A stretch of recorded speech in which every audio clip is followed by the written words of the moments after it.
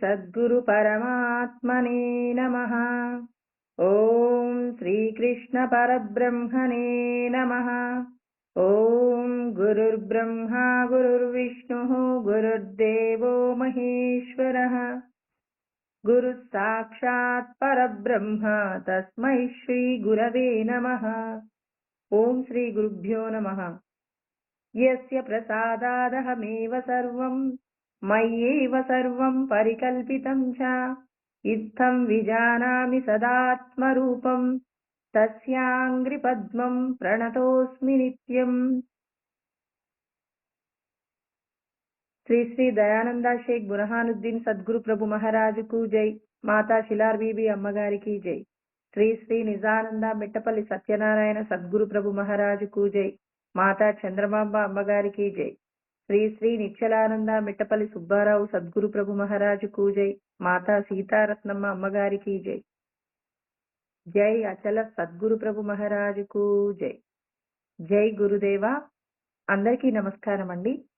ఈరోజు మనం భగవద్గీత యందు ప్రథమ అధ్యాయము అర్జున విషాద యోగము.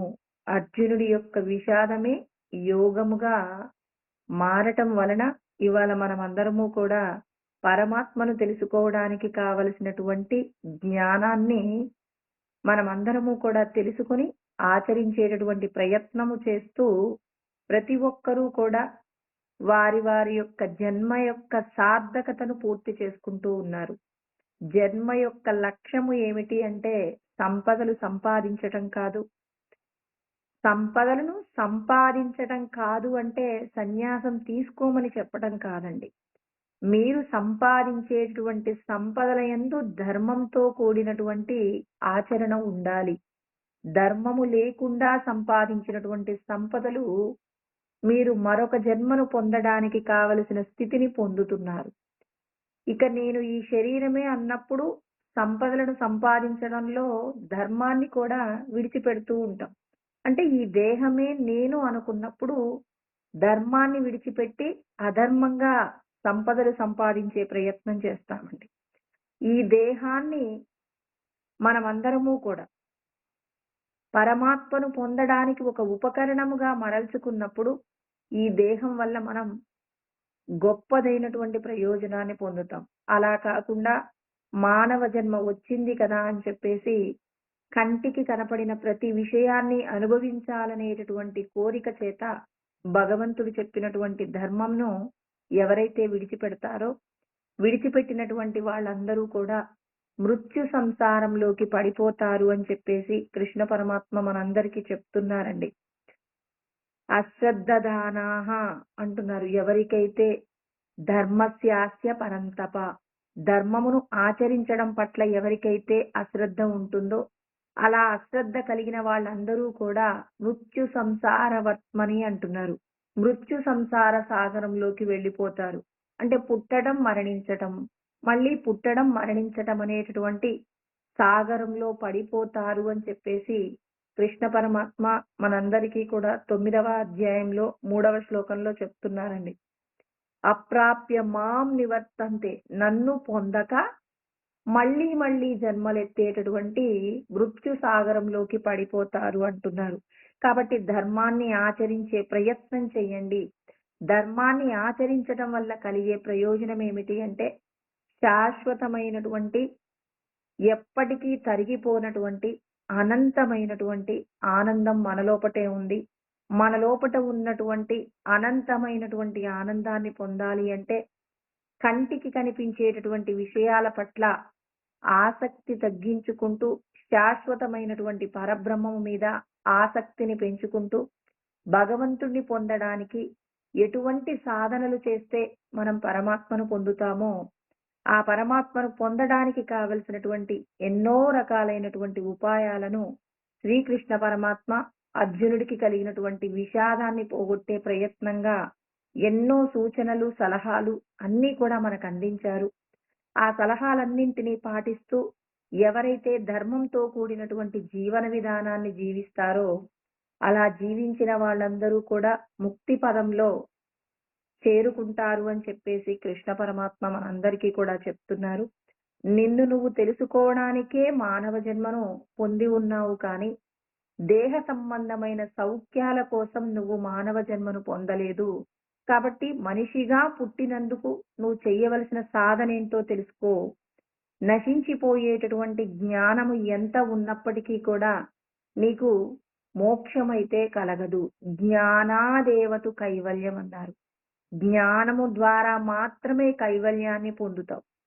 ఇక్కడ వేదములు అంటే వేదాహ అపారాహ అంటారు. అంటే వేదములు అనంతమైనటువంటి జ్ఞాన సంపత్తిని అందిస్తాయన్నమాట. అపారమైనటువంటి జ్ఞానాన్ని వేదములు అందిస్తాయి.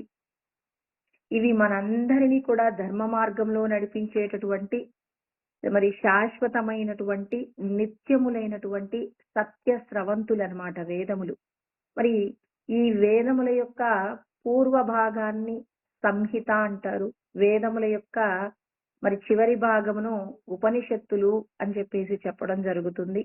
మరి కొన్ని ఉపనిషత్తులుగా పిలువబడుతున్నటువంటి ఉదాహరణకి ఈశావాస్య ఉపనిషత్తు కూడా కర్మకాండ గురించి చెప్తుంది. వేదము ఏం చెప్తుంది అంటే మనం ధర్మంగా జీవించడానికి కావలసినటువంటి అనేక రకములైనటువంటి విషయాలన్నింటినీ కూడా వేదముల యొక్క పూర్వ భాగం తెలియజేస్తాయి. ఉపనిషత్తులు మనం పరమాత్మను చేరుకోవడానికి కావలసినటువంటి జ్ఞానమును మనందరికీ కూడా ప్రసాదిస్తాయండి. వేదాంతము అంటే వేదముల యొక్క చివరి భాగమును ఉపనిషత్తులు అంటున్నారు. మరి ఈ ఉపనిషత్తులు పరమాత్మ విశ్వమంతటా వ్యాపించి ఉన్నారనేటటువంటి జ్ఞానాన్ని మనకు అందిస్తాయి. అంతకుముందు వేదముల యందు పూర్వ భాగము మనం దేహంతో చేయవలసినటువంటి ధర్మాచరణ, ధర్మంతో నువ్వు జీవిస్తే అక్కడ నువ్వు చేసేటటువంటి పుణ్య కార్యాలన్నీ కూడా నిన్ను సుఖవంతమైనటువంటి స్వర్గలోకాలు పొందడానికి కావలసినటువంటి స్థితిని నీకు ప్రసాదిస్తాయి. వేదముల యందు ఏం చెప్పబడుతుంది అని అంటే ధర్మంగా జీవించటం, యజ్ఞయాగాది క్రతువులు నిర్వహించటం, యజ్ఞయాగాది క్రతువులను నిర్వహిస్తూ మనకు ఏదైనా కష్టం వస్తే ఆ కష్టాన్ని తీర్చడానికి కావలసినటువంటి దేవతకు సంబంధించి ఏ విధమైనటువంటి క్రతువు చెయ్యాలో వాటికి సంబంధించినటువంటి జ్ఞానం అంతా కూడా వేదముల ద్వారా అందించబడుతుంది. మరి ఇక్కడ శృతి వాక్యములు అంటే ఏమిటి? శృతి వాక్యములు అంటే ధర్మార్థ కామ మోక్షములను అంటే చతుర్విధ పురుషార్థములను ఏమంటారు అంటే శృతి వాక్యములు అంటారు. మరి ఈ శృతి వాక్యములలో మరి కర్మ ప్రవృత్తి మార్గము, కర్మ నివృత్తి మార్గం అని 2 రకాలుగా ఉంటుందండి. కర్మ ప్రవృత్తి మార్గము అంటే ఏమిటి అంటే ధర్మార్థ కామములను ఏం చేస్తూ ఉంటారు? ఇష్టాపూర్తములు అంటే మనం దానములు చేయడం, ధర్మములు చేయడం, దేవాలయాలు కట్టించటం, తర్వాత ఎన్నో రకములైనటువంటి చెరువులను త్రవ్వించటం, సత్రములను నిర్మించటం, ఇలా దైవ సంబంధమైనటువంటి కార్యాలను చేయటం. మరి వీటన్నింటినీ కూడా ఇష్టాపూర్తములు అంటారు. అంటే స్వర్గములో ఉన్నటువంటి భోగములను పొందడానికి కర్మ ప్రవృత్తి మార్గము నేర్పిస్తుందండి. మరి కర్మ నివృత్తి మార్గం ఏం చెప్తుంది అంటే నువ్వు పరమాత్మను పొందడానికి ఈ మానవ దేహమును ఏ విధంగా వినియోగించుకొని నువ్వు పరమాత్మను తెలుసుకోవచ్చు అనేటటువంటి జ్ఞానాన్ని కర్మ నివృత్తి మార్గంలో మనకు తెలియచేస్తారనమాట. మనమందరము కూడా ఏది జ్ఞానము, ఏది జ్ఞేయము అనేటటువంటి జ్ఞానాన్ని ప్రతి ఒక్కరూ కూడా తెలుసుకోవాలండి. అందుకే శ్రీకృష్ణ పరమాత్మ భగవద్గీతను చెప్పిన తదనంతరం కొద్ది రోజులకు యుద్ధం పూర్తయిపోయిందండి. యుద్ధంలో మరి పాండవ పక్షం విజయాన్ని సాధించింది. విజయాన్ని సాధించిన తర్వాత కొద్ది రోజులకి అర్జునుడు కృష్ణ పరమాత్మ ఏకాంతంగా ఉన్నప్పుడు నేను యుద్ధం జరిగేటప్పుడు మీరు నాకు చాలా రకాలైనటువంటి జ్ఞానాలను బోధించారు. అంటే ఎన్నో రకాలైనటువంటి సలహాలు ఇచ్చారు ధర్మంగా జీవించడం కోసం అని చెప్పి. ఇంకా నాకు ఆత్మతత్వం పూర్ణంగా అర్థం కాలేదు. మరి నాకు కొంత జ్ఞానాన్ని బోధించండి అని చెప్పేసి శరణు వేడాడనమాట. అలా శరణు వేడినప్పుడు ఉత్తర గీత యందు ఆత్మతత్వాన్నంతా కూడా వర్ణించారు. ఆ ఆత్మతత్వంలో చెప్పబడినటువంటి శ్లోకాలు సుమారు ఒక 185 శ్లోకాలు ఉంటాయండి ఉత్తర గీత యందు. మరి కృష్ణ పరమాత్మ ప్రతి అంశాన్ని కూడా తీసుకొని చెప్తారనమాట. ఇదం జ్ఞానం ఇదం జ్ఞేయం యస్ సర్వం జ్ఞాతుమిచ్చామి అపి వర్ష సహస్రాన్ని శాస్త్రార్థం నాది గచ్చతి అంటారు. అంటే ఇది జ్ఞానమని, ఇది జ్ఞేయమని ఎవరు తెలుసుకోవడానికి ప్రయత్నం చెయ్యరో వాళ్ళు అపివర్ష సహస్రాన్ని 1000 సంవత్సరాల పాటు భగవంతుడి యొక్క జ్ఞానాన్ని తెలుసుకోవడానికి కావలసిన అర్హతను పోగొట్టుకుంటున్నారు. అపివర్ష సహస్రాన్ని శాస్త్రార్థం నాది గచ్చతి. చాలా మంది చూడండి శాస్త్రములన్నింటినీ కూడా అధ్యయనం చేస్తారు, కానీ మరి శాస్త్రముల యందు చెప్పబడినటువంటి భగవంతుణ్ణి పట్టుకోవడంలో మాత్రం వెనకబడతారు. శాస్త్రంలో చెప్పబడినటువంటి విషయాలన్నీ కూడా చాలా చక్కగా వర్ణిస్తారు. ఎలా అంటే ఒక చిన్న కథ చెప్తానండి. ఒక రాజుగారు ఎక్కడో ఒక ప్రవచనం విన్నారు. ఏమని అంటే భాగవతాన్ని 7 రోజులలో శుక మహర్షి చెప్పాడట. మరి పరీక్షిత్ మహారాజు విన్నాడట, మోక్షాన్ని పొందాడట అని చెప్పేసి ప్రవచనం జరుగుతూ ఉంటే మరి ఈయన ఒకసారి విన్నారనమాట. విన్నప్పుడు ఇతని లోపల కూడా ఆశ కలిగింది. నేను కూడా భాగవతాన్ని వింటాను, నేను కూడా మోక్షాన్ని పొందుతాను. నాకెవరైనా భాగవతాన్ని ఒక నెల రోజులు చెప్పండి. నెల రోజులు చెప్తే మీరు రోజు తీసుకునేటటువంటి అంటే భాగవతాన్ని మీరు చెప్తే ఎంత ఆదాయాన్ని తీసుకుంటారో దానికి 4 రెట్ల ఫలితాన్ని నేను ఇస్తాను. నాకెవరైనా భాగవతం చెప్పాల్సిందిగా అని చెప్పేసి మంత్రి గారిని అడిగారనమాట. మంత్రి చాటింపు వేయించారు. రాజుగారికి భాగవతం 30 రోజులలో చెప్పండి. మీరు తీసుకునే ఫలితం కంటే 4 రెట్ల ఫలితం ఎక్కువగా తీసుకుంటారు అని చెప్పేసి చెప్తే మరి అక్కడ ఉన్న వాళ్ళలో ఒక బ్రాహ్మణుడు వచ్చాడనమాట. ఎందుకు అంటే అధిక ఆదాయం వస్తుంది, భాగవతం తనకి బాగా వచ్చు, అనేక సార్లు భాగవతాన్ని చెప్పి ఉన్నాడు కాబట్టి చెప్పడం కోసమని వచ్చారు. చెప్తున్నారు. భాగవతం వినటం కోసం రాజుగారు కూడా సిద్ధమై ఉన్నారు. ఇక్కడికి వచ్చినటువంటి బ్రాహ్మణుడు కూడా మరి భాగవతాన్ని చక్కగా చెప్తున్నారండి. భాగవతంలో జరిగినటువంటి ప్రతి కథను కూడా చక్కగా వివరిస్తూ ఉన్నారనమాట. మరి ఇలా వింటున్నప్పుడు ఒక 20 రోజులు గడిచిందండి. 20 రోజులు గడిచినప్పటికీ కూడా మరి ఇక్కడ రాజుగారికి ఏ మాత్రమో భగవంతుడి మీద భక్తి కలగటం లేదు. భగవంతుడి మీద భక్తి కలగకపోయేసరికి ఇక్కడ బ్రాహ్మణుణ్ణి అడుగుతున్నాడు. మీరు రోజు నాకు భాగవతం చెప్తున్నారు, మరి 20 రోజుల నుంచి భాగవతానికి సంబంధించిన ఆ కథలన్నీ కూడా వింటూ ఉన్నాను, కానీ నా లోపల భగవంతుడి పట్ల ఏ విధమైనటువంటి ఆ భక్తి భావన కలగటం లేదు. నాకు రేపు మీరు భాగవతం చెప్పేటప్పటికి నా లోపట భక్తి భావం అనేది పొంగవలసి ఉంటుంది. అలా భక్తి గనక మీరు నాలో కలిగించలేకపోతే మాత్రం మీకు శిక్ష పడుతుంది అని చెప్పేసి బ్రాహ్మణుడికి హెచ్చరిక చేశాడు. రాజు తలుచుకుంటే ఏదైనా చేయగలడు. డబ్బు ఇవ్వగలడు, దండన కూడా ఇవ్వగలడు. కాబట్టి ఇప్పుడు బ్రాహ్మణుడు ఇంటికి వెళ్లి బాధపడుతూ ఉన్నాడనమాట. వాళ్ళ ఇంట్లో ఆ బ్రాహ్మణుడికి ఒక 8 సంవత్సరాల పాప ఉంటుందండి. ఆ 8 సంవత్సరాల పాప వాళ్ళ నాన్నగారిని అడుగుతుంది. ఏ నాన్న, రోజు మీరు రాజుగారి యొక్క దర్బారుకి వెళ్ళొచ్చి చాలా సంతోషంగా ఉంటారు, మరి ఈ రోజు ఏంటి మీరు ఇంత విచారంగా ఉన్నారు అంటే, ఏమీ లేదులేమ్మా నువ్వు వెళ్ళు, నా నా విషయం నీకు అర్థం కాదులే, నేను చెప్పినా నీకు అర్థం కాదు, నువ్వు వెళ్ళమ్మా అంటే, లేదు నాన్నగారు మీ సమస్య నేను పరిష్కరిస్తాను, మీరు మీరు చెప్పండి. ఆ బ్రాహ్మణుడికి ఆ కూతురి పట్ల అపారమైన విశ్వాసం ఉంటుంది. అంటే చిన్నప్పటి నుంచి కూడా చాలా తెలివి కలిగినటువంటి అమ్మాయి, ఏ సమస్యనైనా సులభంగా పరిష్కరించటంలో దిట్ట. కాబట్టి ఇప్పుడు ఆహ్, ఆ బ్రాహ్మణుడు ఆ అమ్మాయికి చెప్పారనమాట. రాజుగారికి భాగవతం చెప్తున్నాను, మరి రాజుగారికి మాత్రం భక్తి భావం అనేది కలగటం లేదు. నేను చెప్పే భాగవతం వల్ల ఆయనకి భక్తి కలగట్లేదట. మరి ఏం చేయాలో అర్థం కావట్లేదు. రేపటికి నాకు ఈ నేను చెప్పే భాగవతం క్లాసు ఏదైతే ఉందో, ఆ ప్రవచనం ఏదైతే ఉందో అది చెప్పేసరికి ఆయనకు భక్తి కలగకపోతే నాకు దండన విధిస్తానంటున్నారమ్మా అని చెప్పేసి జరిగింది చెప్పారు. చెప్తే, పర్వాలేదు నాన్న, నన్ను రేపు మీ వెంట తీసుకెళ్ళండి, మీ సమస్యను నేను పరిష్కరిస్తాను అంటే, అమ్మా నీ వల్ల అవుతుందా, నేను చేయగలను నాన్న, నన్ను నమ్మండి అన్నారు. పొద్దున్నే ఇక మళ్ళీ ఈ బ్రాహ్మణుడు వెళ్తూ ఉన్నాడు భాగవతం చెప్పడం కోసం. తన వెంట వచ్చినటువంటి 8 సంవత్సరాల కూతుర్ని వెంట పెట్టుకొని వెళ్ళినప్పుడు ఇప్పుడు రాజుగారు అన్నారు, "ఏ నువ్వు భాగవతం చెప్తే నాలో భక్తి భావం కలుగుతుందో లేదో అన్న భయంతో నీ కూతుర్ని వెంట పెట్టుకొని వచ్చావా?" అంటే, లేదండి. మీరడిగిన ప్రశ్నకు నా కూతురు సమాధానం చెప్తుందంటుంది.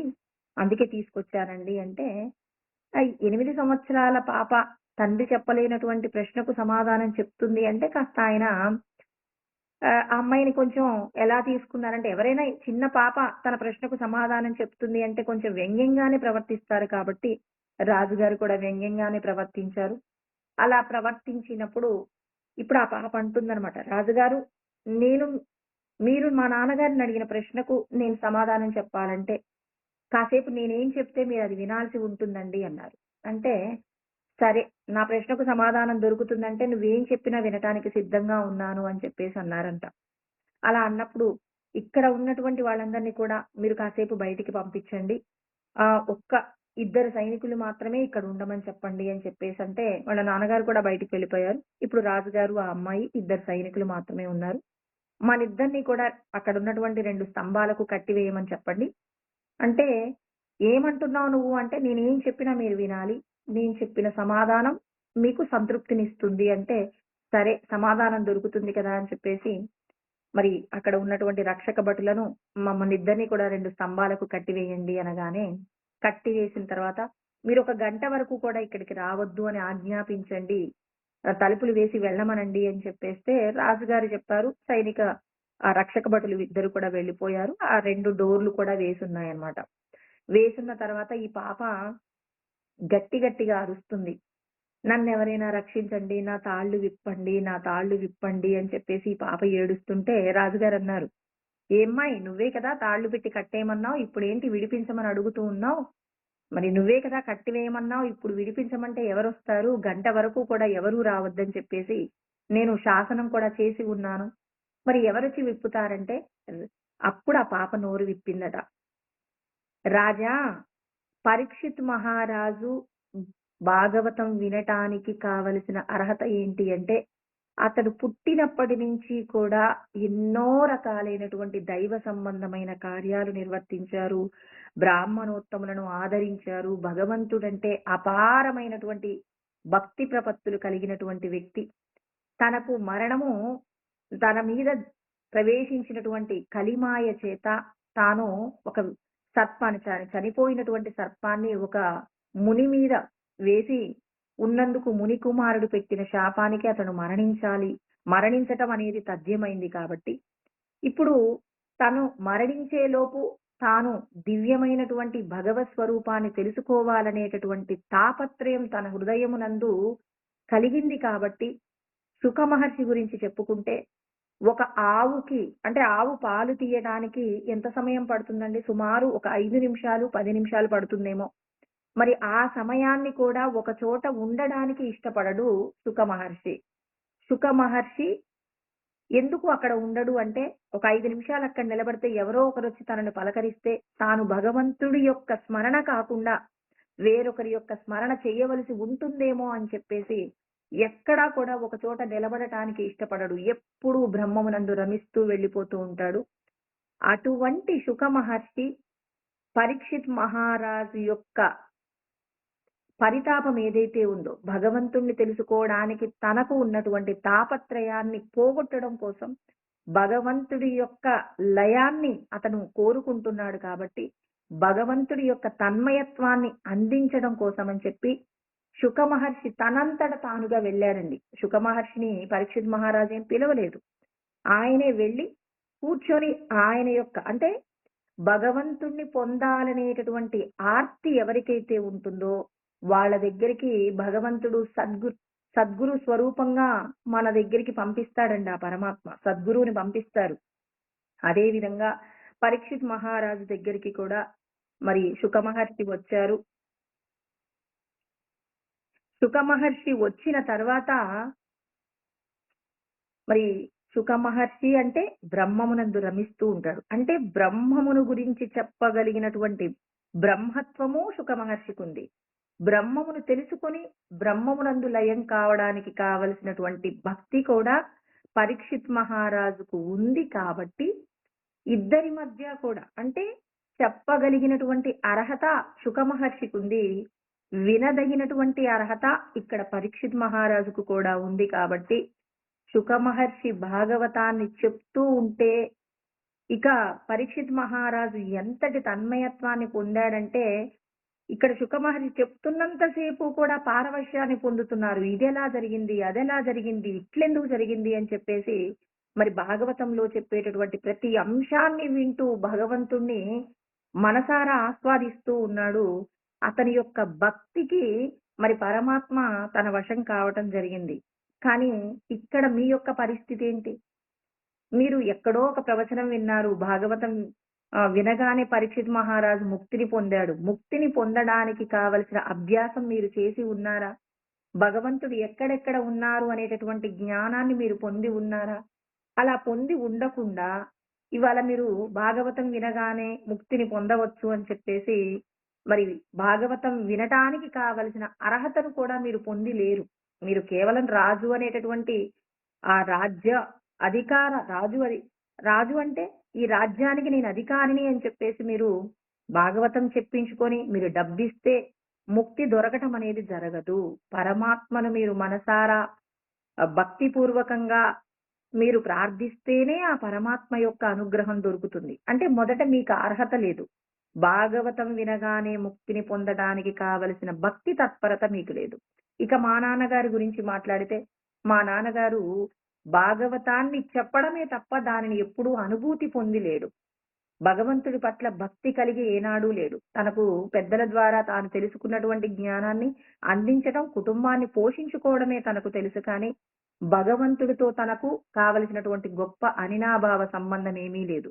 అంటే చెప్పడానికి మా నాన్నకు అర్హత లేదు, వినడానికి కావలసినటువంటి భక్తి తత్పరత కూడా లేదు. కాబట్టి ఇప్పుడు మా నాన్నగారు భాగవతం చెప్తే మీకు రేపొద్దుడికి మరి భక్తి కలగాలి అంటే అది ఎలా కలుగుతుంది? అది జన్మ జన్మల నుంచి కూడా భగవంతుణ్ణి ఆరాధిస్తూ భగవంతుడు చెప్పినట్టుగా ధర్మాచరణతో కూడినటువంటి జీవన విధానాన్ని గడుపుతూ భగవంతుడి పట్ల అత్యంత పరమ భక్తి కలిగి ఉన్నప్పుడు మాత్రమే మీకు కూడా ఆ స్థితి కలుగుతుంది తప్ప ఇలా కేవలం 30 రోజులలో విన్నంత మాత్రాన మీకు భగవంతుడు దొరకడండి అని చెప్పేసి ఆ అమ్మాయి చెప్పినటువంటి సమాధానానికి అంటే ఇక్కడ అమ్మాయి ఎందుకు మరి కట్టెందుకు కట్టించింది అంటే ఇప్పుడు నన్ను నేను విడిపించుకోలేను, మిమ్మల్ని మీరు విడిపించుకోలేరు.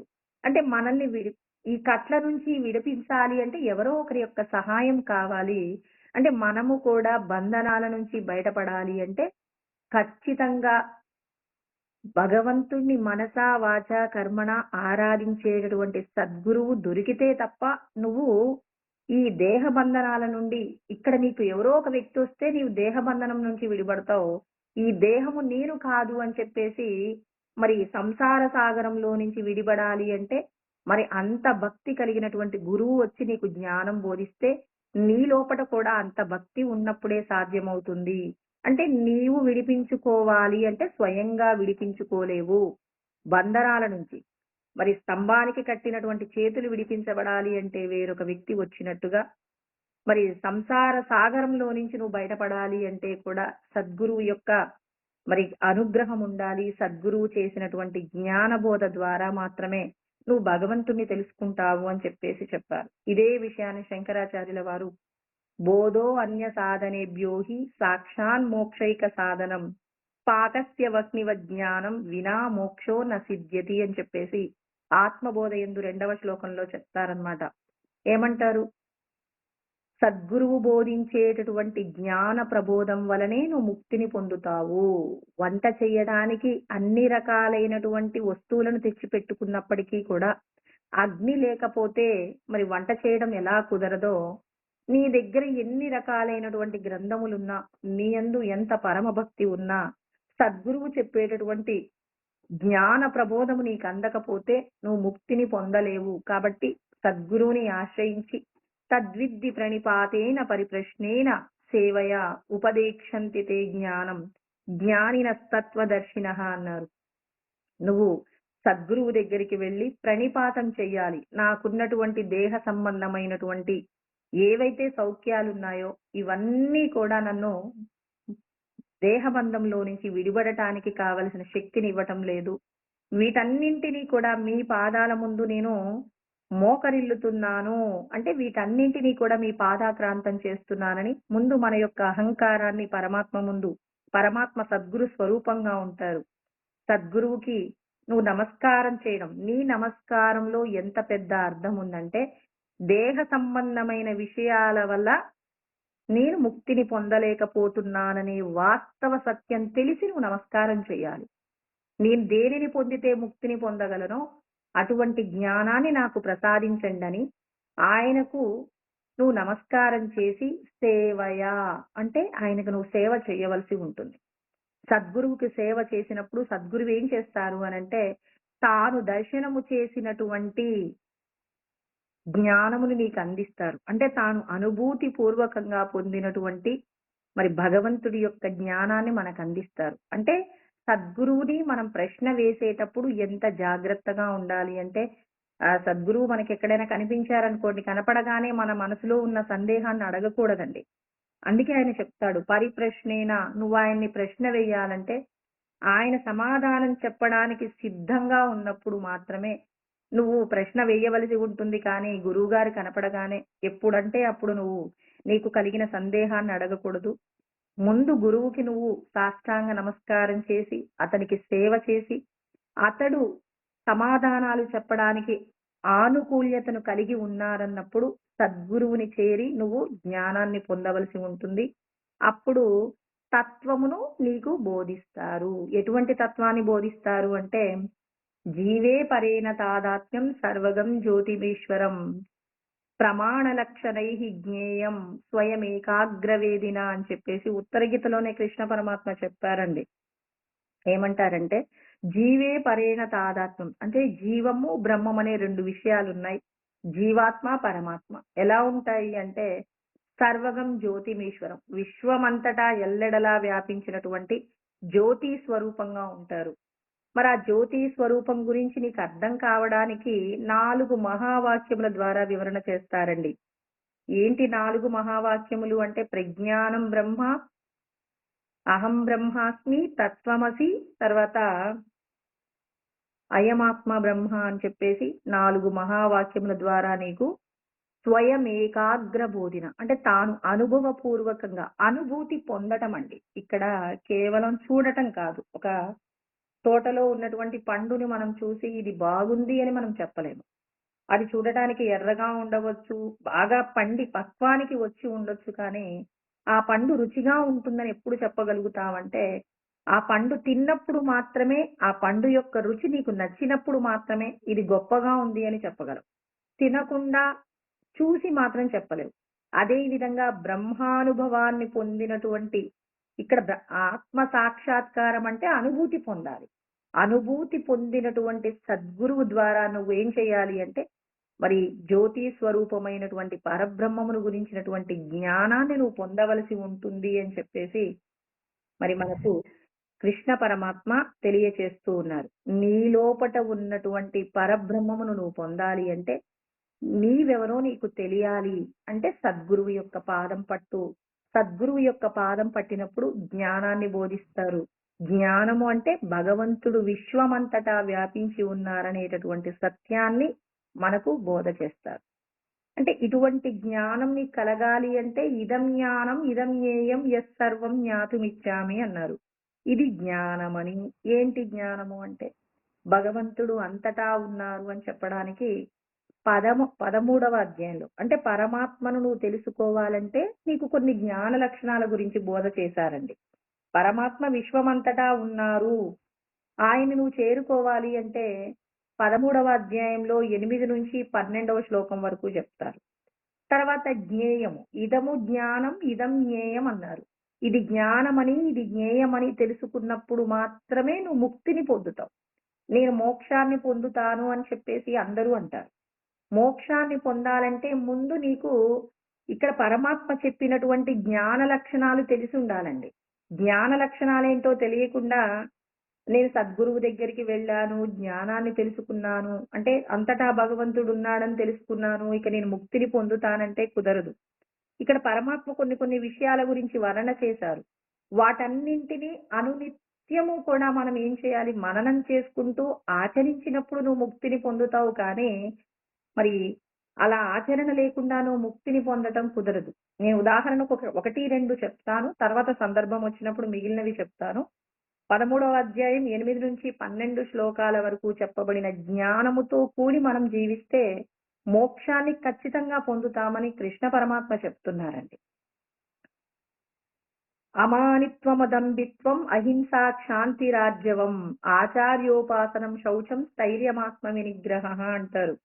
అంటే దంభము లేకుండా ఉండాలి, తనను తాను పొగుడుకోకుండా ఉండాలి, ఇక శౌచముతో ఉండాలి, ఆచార్యుడైనటువంటి సద్గురువు చెప్పినటువంటి జ్ఞానాన్ని కూడా నువ్వు నిరంతరము కూడా తెలుసుకొని పాటిస్తూ ఉండాలి. సద్గురువు ఇచ్చినటువంటి మంత్రాన్ని నిరంతరం స్మరిస్తూ సద్గురువు చెప్పిన విధంగా నువ్వు జీవించవలసి ఉంటుంది. హింస చేయకుండా అహింసను పాటించవలసి ఉంటుంది, రుజుత్వాన్ని కలిగి ఉండాలి అని చెప్పారు. స్థైర్యం ఆత్మ వినిగ్రహ అంటే నేనెప్పుడూ ఆత్మనే కాని దేహము కాదు అనేటటువంటి భావన నీ మదియందు స్థిరపడవలసి ఉంటుంది. ఇంద్రియార్థేషు వైరాగ్యం అనహంకార ఏవచ అన్నారు. అహంకారం లేకుండా ఉండాలి. ఇంద్రియాల ద్వారా అనుభవించేటటువంటి విషయాల పట్ల నీకు వైరాగ్యం ఉండాలి. అంటే నువ్వు కన్ను ద్వారా చూసేటటువంటి విషయం ఏదో ఒకటి చూడాలని కాదు. అందుకే మహాత్మా గాంధీ ఏమంటారు, చెడు వినకు, చెడు చూడకు, చెడు మాట్లాడకు అని చెప్పారు. అంటే నీ ఇంద్రియాల ద్వారా నువ్వెప్పుడూ భగవంతుడు చెప్పినటువంటి విధంగానే, భగవంతుడు ఏదైతే చూడమన్నాడో ఆయన చెప్పిన విషయంగానే ఇంద్రియాలను వినియోగించుకోవాలి తప్ప మరి నశించిపోయే విషయాల కోసం అని నువ్వు మరి ధర్మాన్ని తప్పి జీవించకూడదు. కాబట్టి ఇంద్రియాల యొక్క వైరాగ్యాన్ని సంపాదించాలి అని చెప్తూ జన్మ మృత్యు జరా వ్యాధి దుఃఖ దోషాను దర్శనం అన్నారు. అంటే నువ్వెప్పుడు గుర్తుపెట్టుకో, జన్మ జర వ్యాధి, మరి నీకు వృద్ధాప్యం వస్తుంది, ముసలితనం వస్తుంది, తర్వాత నీ పుట్టుకలో నువ్వు ఎంత కష్టపడ్డావు, తర్వాత నువ్వు మరణము యందు ఎంత కష్టపడతావు అనేటటువంటి విషయాల పట్ల నువ్వు ప్రతి క్షణము కూడా నీ యొక్క మది యందు ఈ ఆలోచన ఉండాలి. ఇప్పుడు మీరు 4 రోజుల తర్వాత ఒక రోజు మీకు ఏ ఆహారం కూడా దొరకదు అని ఎవరో జ్యోతిష్యుడు చెప్పారండి. 4 రోజుల తర్వాత మీకు ఆహారం దొరకదు అన్నారు. ఈ రోజు నుంచి మనం బాధపడతామా లేదా? అయ్యో నేను 4 రోజుల తర్వాత ఒక రోజు మొత్తం కటిక ఉపవాసం ఉండాలంట అని మీరు 4 రోజులకు ముందు నుంచి ఏ క్షణంలో అయితే జ్యోతిష్యుడు ఆ మాట చెప్పారో, చెప్పినప్పటి నుంచి అనుక్షణం మీ మనసులో ఆ మాట ఉంటుందా లేదా? ఎందుకు ఉంటుంది? అసలు ఆ రోజు అది జరుగుతుందో లేదో కూడా తెలియదు, కానీ ఆ విషయాన్ని మనం అనుక్షణం తింటున్నప్పుడు, ఏ పని చేస్తున్నా, ఎవరితో కలిసి ఉన్నా ప్రతి క్షణం మనం గుర్తు పెట్టుకుంటామా లేదా? అంటే మనం 4 రోజుల తర్వాత అనుభవించేటటువంటి ఏమంటారు, ఒక కష్టాన్ని తట్టుకోవడానికి మనం భయపడుతున్నామే, మరి ఈ శరీరాన్ని విడిచిపెట్టిన తర్వాత మనం ఎటువంటి సౌఖ్యాలను పొందుతాము అనేటటువంటి విషయం పట్ల ఎందుకు ఆలోచించట్లేదు మనం? ఎంతసేపు ఇక్కడ నీకు ఇది ఉండదు, అది ఉండదు అంటే భయపడుతున్నావు, నీకేదైనా కష్టం వస్తుందంటే భయపడుతున్నావు, పక్కింటి వాళ్ళకి క్యాన్సర్ వచ్చిందంటే అయ్యో నాకు క్యాన్సర్ వస్తే నా దగ్గర అంత డబ్బు ఉందా, నేను ఆ వ్యాధిని నయం చేయించుకోగలనా అని నీవు డబ్బు సంపాదించడం పట్ల ప్రయత్నం చేస్తున్నావు కదా. ఈ దేహాన్ని విడిచిపెట్టిన తర్వాత నీ ప్రయాణం ఎక్కడికి అని నువ్వెందుకు ఆలోచించలేకపోతున్నావు? నీ ఆలోచన పరిధిని నువ్వేం చేయాలి? ఎప్పటికప్పుడు భగవంతుడు చెప్పిన జ్ఞానముతో కూడి ప్రవర్తించేలాగా నువ్వు ప్రయత్నం చెయ్యవలసి ఉంటుందండి. అందుకే కృష్ణ పరమాత్మ చెప్పారు. దీనికోసం అని వివేకానందుడి గురించి ఒక మాట చెప్పాలి. వివేకానందుడు అమెరికాలో ప్రసంగములు చెప్తూ ఉన్నటువంటి సందర్భంలో ఒక ధనవంతుడట. ఒక నిమిషానికి సుమారు ఒక 5 లక్షలు సంపాదిస్తాడట. అలాంటి వ్యక్తికి వివేకానందుడిని కలవాలి అనేటటువంటి కోరిక కలిగిందండి. చూడండి, డబ్బు వ్యామోహంలో పడి తిరుగుతున్న వ్యక్తికి మరి వివేకానందుడిని కలవాలి అని కోరిక కలిగింది. కానీ మరి వివేకానందుడి దగ్గరికి వెళ్ళాక ఒక 4 మాటలు మాట్లాడతాడు. ఏమంటాడంటే, 5 నిమిషాల సమయాన్ని తీసుకుంటాడండి. వివేకానందుడి దగ్గర అపాయింట్మెంట్ తీసుకుంటాడు. కరెక్ట్ టైంకి వస్తాడనమాట. ఆ వ్యక్తి డబ్బున్నటువంటి వ్యాపారి వచ్చి వివేకానందుడు ఏం మాట్లాడకపో ముందే మీరు నాకు శాస్త్రములు చదవాలని చెప్పొద్దు. లేకపోతే మీరు ఈ మంత్రాన్ని ఎక్కువ రోజులు స్మరణ చెయ్యాలని చెప్పొద్దు. కానీ నాకు భగవంతుడిని తెలుసుకోవడానికి కావలసిన జ్ఞానం మాత్రం అందించాల్సి ఉంటుంది. నా యొక్క సమయము చాలా విలువైనది. నేను ప్రతి నిమిషానికి కూడా ఓ 4,00,000 సంపాదిస్తాను.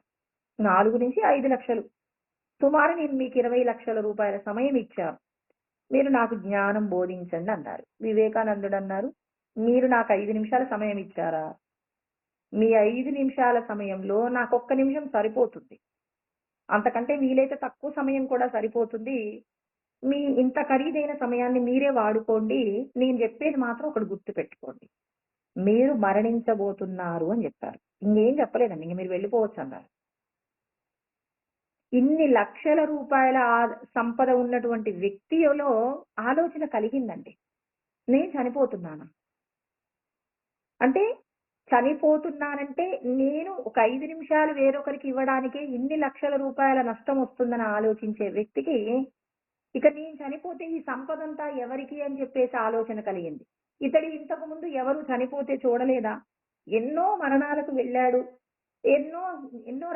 ఎంతో మందితో ఎన్నో రకాల చర్చలు కూడా చేశాడు. నేను చనిపోతానని చర్చ కూడా చేసి ఉన్నాడు. కానీ వివేకానందుడు ఆ మాట చెప్పగానే ఈ వ్యక్తిలో పరివర్తన కలిగిందండి. ఇక నేను మరణిస్తాను అనేటటువంటి మాట ఎప్పుడైతే విన్నాడో తన యొక్క మనసులో డబ్బు సంపాదనకు సంబంధించినటువంటి ప్రతి ఆలోచన కూడా పక్కకు నెట్టేశాడు. పక్కకు నెట్టేసి వివేకానందుడి యొక్క పాదాలు పట్టుకున్నారట. స్వామి నన్నేం చేయమంటారు? నీ మరణం సంభవించే లోపు నువ్వు నీకున్న సంపదనంతా కూడా ఈశ్వర కార్యం నిమిత్తంగా ఖర్చు పెట్టు. అంతటా బ్రహ్మమే ఉంది అనేటటువంటి సత్యాన్ని నువ్వు గుర్తు పెట్టుకొని అనుక్షణం నీ మరణాన్ని గుర్తు పెట్టుకుంటూ భగవంతుడి పట్ల భక్తిని పెంచుకోమన్నారట. ఈ మాట అంటే ఎక్కడి నుంచి తీసుకొని చెప్పారండి వివేకానందుడు? జన్మ మృత్యు జరా వ్యాధి దుఃఖ దోషాను దర్శనం. నీ జన్మయందు నువ్వెంత కష్టపడ్డావు, నీ మృత్యువునందు నువ్వెంత క్లేశాన్ని పొందుతావు, నువ్వు మరణించిన తర్వాత ఎక్కడికి వెళ్తావు? సరే, మరణించిన తర్వాత ఎక్కడికి వెళ్తావో వదిలే, మృత్యువునందు నువ్వు ఎంత క్లేశాన్ని అనుభవిస్తావు? మన పెద్దవాళ్ళు చెప్తారండి, 1000 తేళ్లు కరిస్తే ఎంత నొప్పిగా ఉంటుందో మనం మరణించేటప్పుడు అంత బాధ ఉంటుందట. అంటే భగవంతుడు మనం మరణించేటప్పుడు ఒక 1000 తేళ్లు తీసుకొచ్చి మనల్ని కరిపిస్తాడా? లేదు. మనం ఏ ఏ విషయాల పట్ల అయితే ఆసక్తి పెంచుకున్నామో, నాకు నా కూతురంటే ఇష్టం, నా ఇల్లంటే ఇష్టం, నాకున్న బంగారం అంటే ఇష్టం, నాకు ఈ ఊరంటే ఇష్టం, నేను చేసిన ఉద్యోగం అంటే ఇష్టం, ఇలా ఎన్నెన్నో విషయాల మీద ఇష్టాన్ని పెంచుకున్నాం. పలానా వాళ్ళు నన్ను కష్టపెట్టారు, పలానా వాళ్ళు నాకు శత్రువులు అని ఎంతో మంది మీద వైరి భావాన్ని పెంచుకున్నాం. వీటన్నింటినీ విడిచిపెట్టి వెళ్ళిపోతున్నావంటే నీ అంతట నువ్వు ఈ దేహ బంధాల నుంచి విడిపడటానికి ఇష్టపడవు. నీ యొక్క ఆ ఏదైతే రాగం ఉందో ఆ రాగమే నిన్నేం చేస్తుంది? నిన్ను ఊపిరి పీల్చుకోలేనంత గొప్ప వేదన కలిగిస్తుందండి. ఆ వేదన నుంచి నిన్ను కాపాడగలిగినటువంటి మంత్రం ఏంటి అంటే జన్మ మృత్యు జరా వ్యాధి. అంటే ఇక్కడ నీకు జన్మమునందు ఎంత కష్టపడుతున్నావు, తర్వాత వృద్ధాప్యమునందు ఎంత కష్టపడతావు, వ్యాధులు వచ్చినప్పుడు ఎంత కష్టపడతావు, మరణమునందు నువ్వు ఎంత బాధపడతావు. ఇంత బాధను పడుతూనే ఈ శరీరాన్ని విడిచిపెట్టి ఇంకో శరీరాన్ని పొందుతావా? ఆ శరీరంతో కూడా మళ్ళీ ఇవన్నీ ఉంటాయి. అంటే జనన మరణాలు ఉన్నాయి అంటే ఈ జన్మలో నువ్వు అనుభవించేటటువంటి విషయాలు ఇంకో జన్మలో కూడా నువ్వు అనుభవించవలసి ఉంది. ఇవన్నీ కూడా ఎప్పటికప్పుడు వస్తూనే ఉంటాయి. ఇక ఈ జన్మలోనే నేను వీటన్నింటినీ ఇక అనుభవించి ఇక మళ్ళీ జన్మ ఎత్తటానికి వీలు లేని స్థితిని నేను ఏర్పాటు చేసుకుంటానని మనం భావన చేస్తే ఇప్పుడు మనం భయపడతాం. అంటే అనుక్షణం గుర్తుపెట్టుకోమంటున్నాడు. ఆయన ఏదో కాసేపు పొద్దునే లేవగానే అయ్యో నేను చనిపోతానా ఏంటి అని చెప్పేసి కాసేపు, నేను మళ్ళీ పుట్టకూడదని కాసేపు, ఇలా కాదు.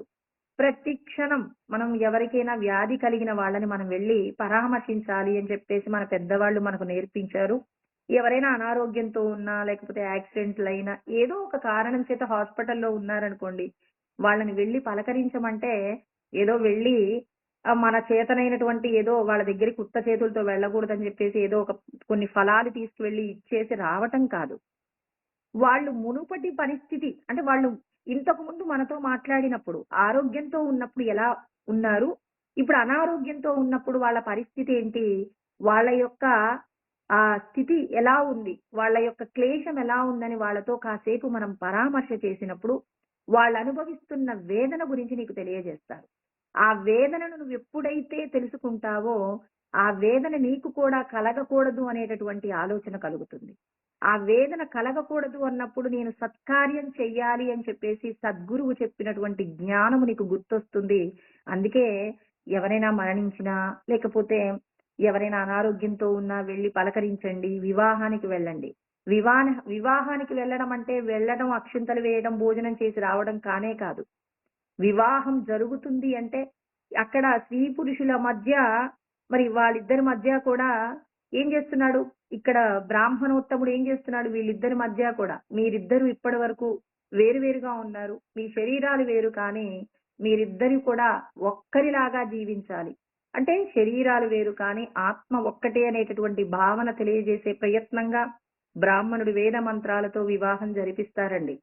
మరి ఇక్కడ మనం అక్కడికి వెళ్లి అక్షంతలు వేస్తున్నప్పుడు నీ లోపట ఉన్నటువంటి పరబ్రహ్మము చేత నువ్వు ఐక్యం కావాలి అంటే ఇక్కడ నీకు సద్గురువు బోధించినటువంటి జ్ఞానము నీకు గుర్తుకు రావాలి. అంటే సద్గురువు నీకు ఎటువంటి జ్ఞానం అందిస్తున్నారు? నీ లోపట ఉన్న పరమాత్మను నువ్వు తెలుసుకోవడానికే నువ్వు పుట్టావు, కానీ దేహ సంబంధమైనటువంటి సౌఖ్యాలతో నువ్వు నీకొచ్చినటువంటి గొప్పదైనటువంటి మానవ జన్మను వృధా చేసుకోకు అనే విషయాన్ని గుర్తు చేసే ప్రయత్నంగానే పరమాత్మ పెద్దల ద్వారా వివాహానికి వెళ్ళండి అంటే నిన్ను నువ్వు ఉద్ధరించుకునే ప్రయత్నం చెయ్యి అనటానికి గుర్తు. ఎవరైనా మరణిస్తే మనం వెళ్తున్నాం అనుకోండి, అక్కడికి వెళ్తున్నామంటే అతడు ఏమేమి సంపాదించాడు, ఎలా జీవించాడు కాదు. ఇక్కడేంటి? అతడు వెళ్ళిపోతున్నాడంటే ఇప్పటి వరకు వీటన్నింటినీ తనవిగా అనుభవించాడు. ఇప్పటి నుంచి అతనికి ఆ వస్తువులకి అక్కడున్న వాళ్లకు సంబంధం లేదు. ఏ సంబంధ బాంధవ్యాలు లేకుండా ఒంటరిగా వెళ్ళిపోతున్నాడు. నేను కూడా ఒక రోజు వెళ్ళాల్సిన అవసరం ఉంది. వెళితే నేను ఎక్కడికి వెళ్ళాలి? నేను అక్కడికి వెళ్ళిన తర్వాత నా ప్రయాణం ఎలా ఉంటుంది? ఆ ప్రయాణానికి నేను ఇక్కడ ఏదైనా సమకూర్చుకోగలనా? దానికోసం నేను ఎటువంటి ప్రయత్నం చేయాలి? ఎటువంటి ప్రయత్నం చేస్తే నాకు భగవంతుడు ఉన్నతమైనటువంటి సద్గతులు ప్రసాదిస్తాడని ఇవాళ నువ్వు ఆలోచన చేయడం కోసమే నువ్వు మరణానికి సంబంధించినటువంటి వ్యక్తిని చూడడానికి వెళ్తున్నావే తప్ప ఇక మిగిలినటువంటి ఏ విషయం కోసం మనం వెళ్ళట్లేదండి. కాబట్టి ఇక్కడ వెళ్ళేది ప్రతి చోటకి, ఎక్కడికి వెళ్ళినా ఇవాళ ఒక చావుకు వెళ్తే ఆ ఇంటి వాళ్లకు కనపడాలి. ఒక వివాహానికి వెళ్తే ఫోటోలో పడాలి, అక్షింతలు వేయాలి, ఫోటోలు వచ్చిన వాళ్ళు చూసుకుంటారు ఇంటి వాళ్ళు, పలానా వాళ్ళు వచ్చారు, అక్షింతలు వేశారు అని చెప్పి. తర్వాత అనారోగ్యం ఉన్న వ్యక్తిని కలుస్తున్నామంటే ఏదో ఫార్మాలిటీ తప్ప నిన్ను నువ్వు ఉద్ధరించుకోవడానికి పరమాత్మ నీకు అణువణువున జ్ఞానాన్ని బోధించే ప్రయత్నంగానే ఇవన్నీ చెప్పారు. ఇక జన్మ, మృత్యు, జర, వ్యాధి, మరి వీటన్నింటిని వృద్ధాప్యంలో ఉన్న వాళ్ళని చూడాలి, పెద్దవాళ్ళని చూడాలి అని చెప్పేసి మనం మనందరికీ కూడా భగవంతుడు ఏం చేస్తాడు? పెద్దవాళ్ళని చూసుకోవడం బాధ్యతగా మనందరికీ అప్పచెప్తాడు. ఎందుకు అప్పచెప్తాడు? మనల్ని కష్టపెట్టడం భగవంతుడికి ఇష్టమా అంటే కాదు. నీకు కూడా వృద్ధాప్యం వస్తుంది.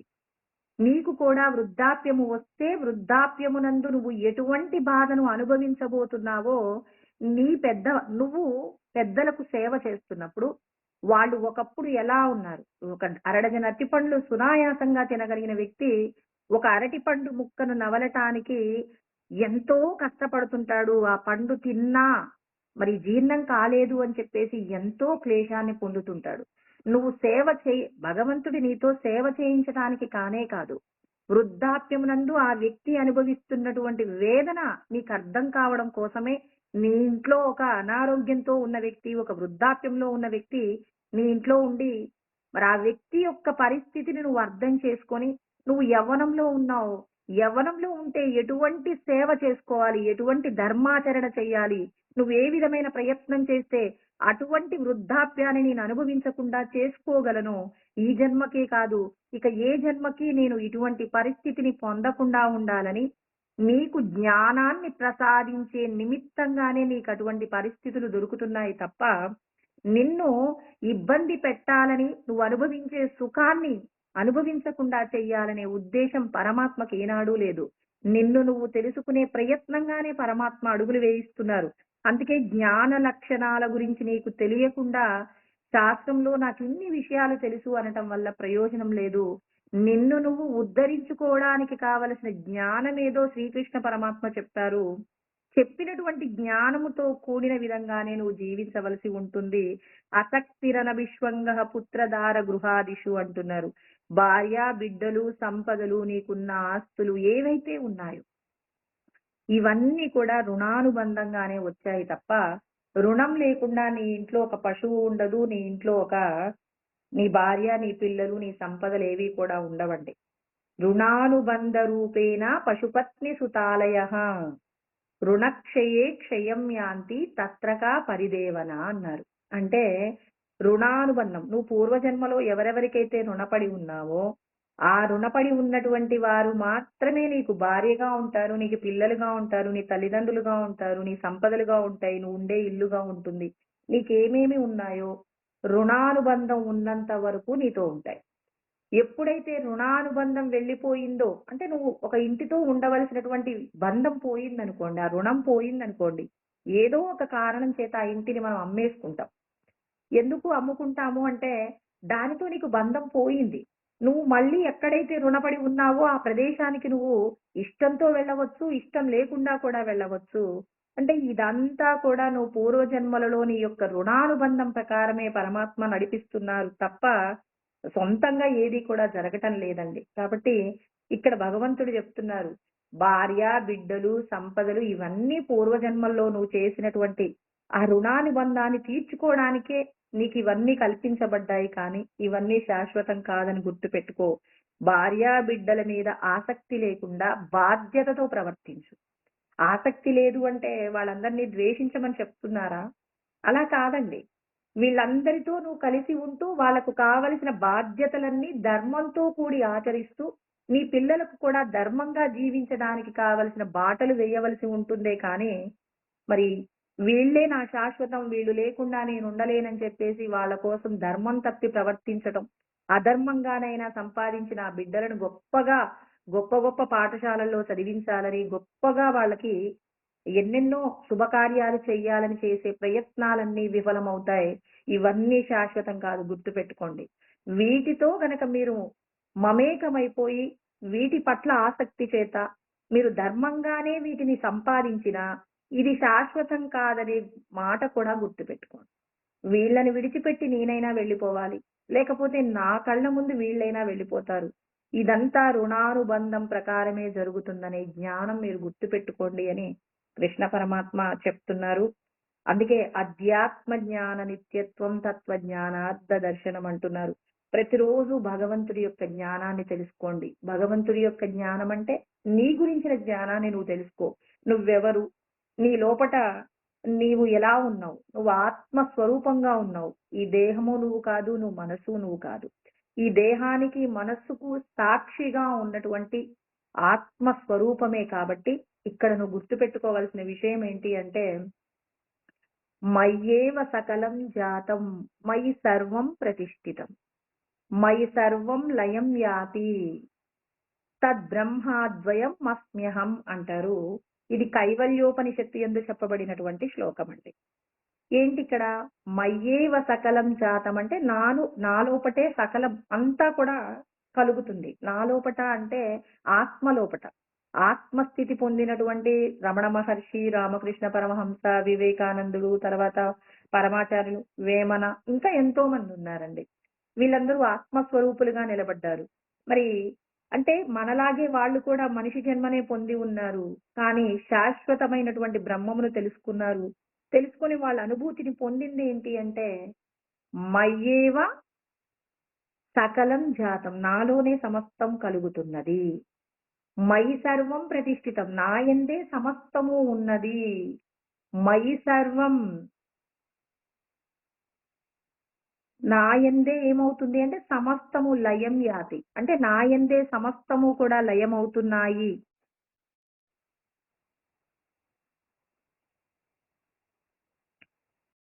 మయి సర్వం లయం యాతి అంటే నాలోనే సమస్తము ఉంది, సమస్తము సృష్టింపబడుతుంది, సమస్తము కూడా లయం చేయబడుతుంది.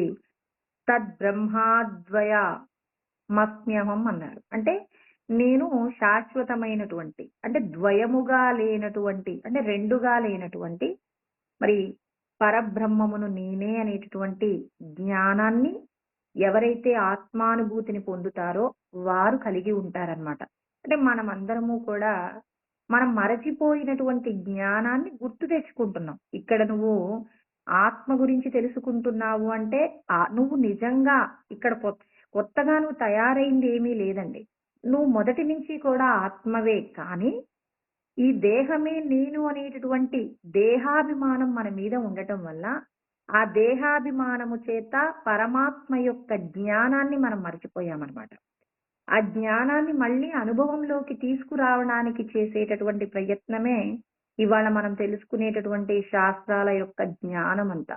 తెలుసుకున్నటువంటి దానిని ఏం చేయాలి అంటే ఈ దేహ బంధాలన్నీ నశించిపోయేవి. అంటే ఇక్కడ ఆత్మ, అనాత్మ, క్షేత్రము, క్షేత్రజ్ఞుడు, దృశ్యము, దృక్కు అనేటటువంటి విషయాలు కలిసి ఉన్నాయన్నమాట. అంటే ఇక్కడ నామ రూపము రెండింటిని చూసుకుంటూ ఇది నేనే అనుకుంటున్నా. అంటే నా శరీరానికి సంబంధించి ఒక రూపం ఉంది, దీనికి ఒక పేరు కూడా ఉంది. ఈ నామరూపాలను నడిపించేది ఏంటి అంటే అస్థి భాతి ప్రియ. అంటే అస్థి భాతి ప్రియ అంటే సత్తు చిత్తు ఆనందం అంటాం కదా. మరి సచ్చిదానందుడు లోపట ఉంటాడు, బయటికి మాత్రం నామరూపాలు ఉన్నాయి. నామరూపాలనేమో దృశ్యం అంటారు. ఈ నామరూపాల లోపట ఉన్నటువంటి విషయాన్నేమో దృక్కు అంటారు. అంటే దృశ్యమేమో నశించిపోతుంది కాబట్టి అనాత్మ, దీనినే క్షేత్రము అంటారండి. తర్వాత మరి లోపట ఉన్నటువంటి సచ్చిదానందుడు ఉన్నాడు కదా, అస్థి భాతి ప్రియ, ఇతడు ఎవరు అంటే క్షేత్రజ్ఞుడు, ఇతడే ఆత్మ. అంటే చూడండి, మన శరీరంలో ఉన్న విషయాలను మనం ఏం చేస్తున్నాం, విడదీయటం నేర్చుకోవాలి. అందుకే కృష్ణ పరమాత్మ 4 అధ్యాయముల యందు విభజన చేస్తాడు.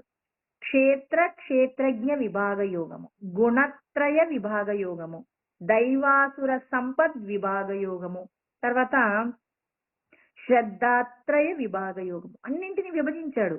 విభాగము అంటే ఏంటంటే ఇప్పుడు మనం కలిసున్న దాని నుండి విభజించటం, కలిసున్న దానిని వేరు చేయడం అన్నమాట. అంటే ఇక్కడ మనం అరటిపండు తినాలండి. అరటిపండు తినాలి అంటే అరటిపండు పొట్టు వదిలేసి పండు తినేస్తాం. బియ్యంలో ఉన్న రాళ్లను ఏరి బియ్యాన్ని మనం ఉపయోగించుకుంటాం.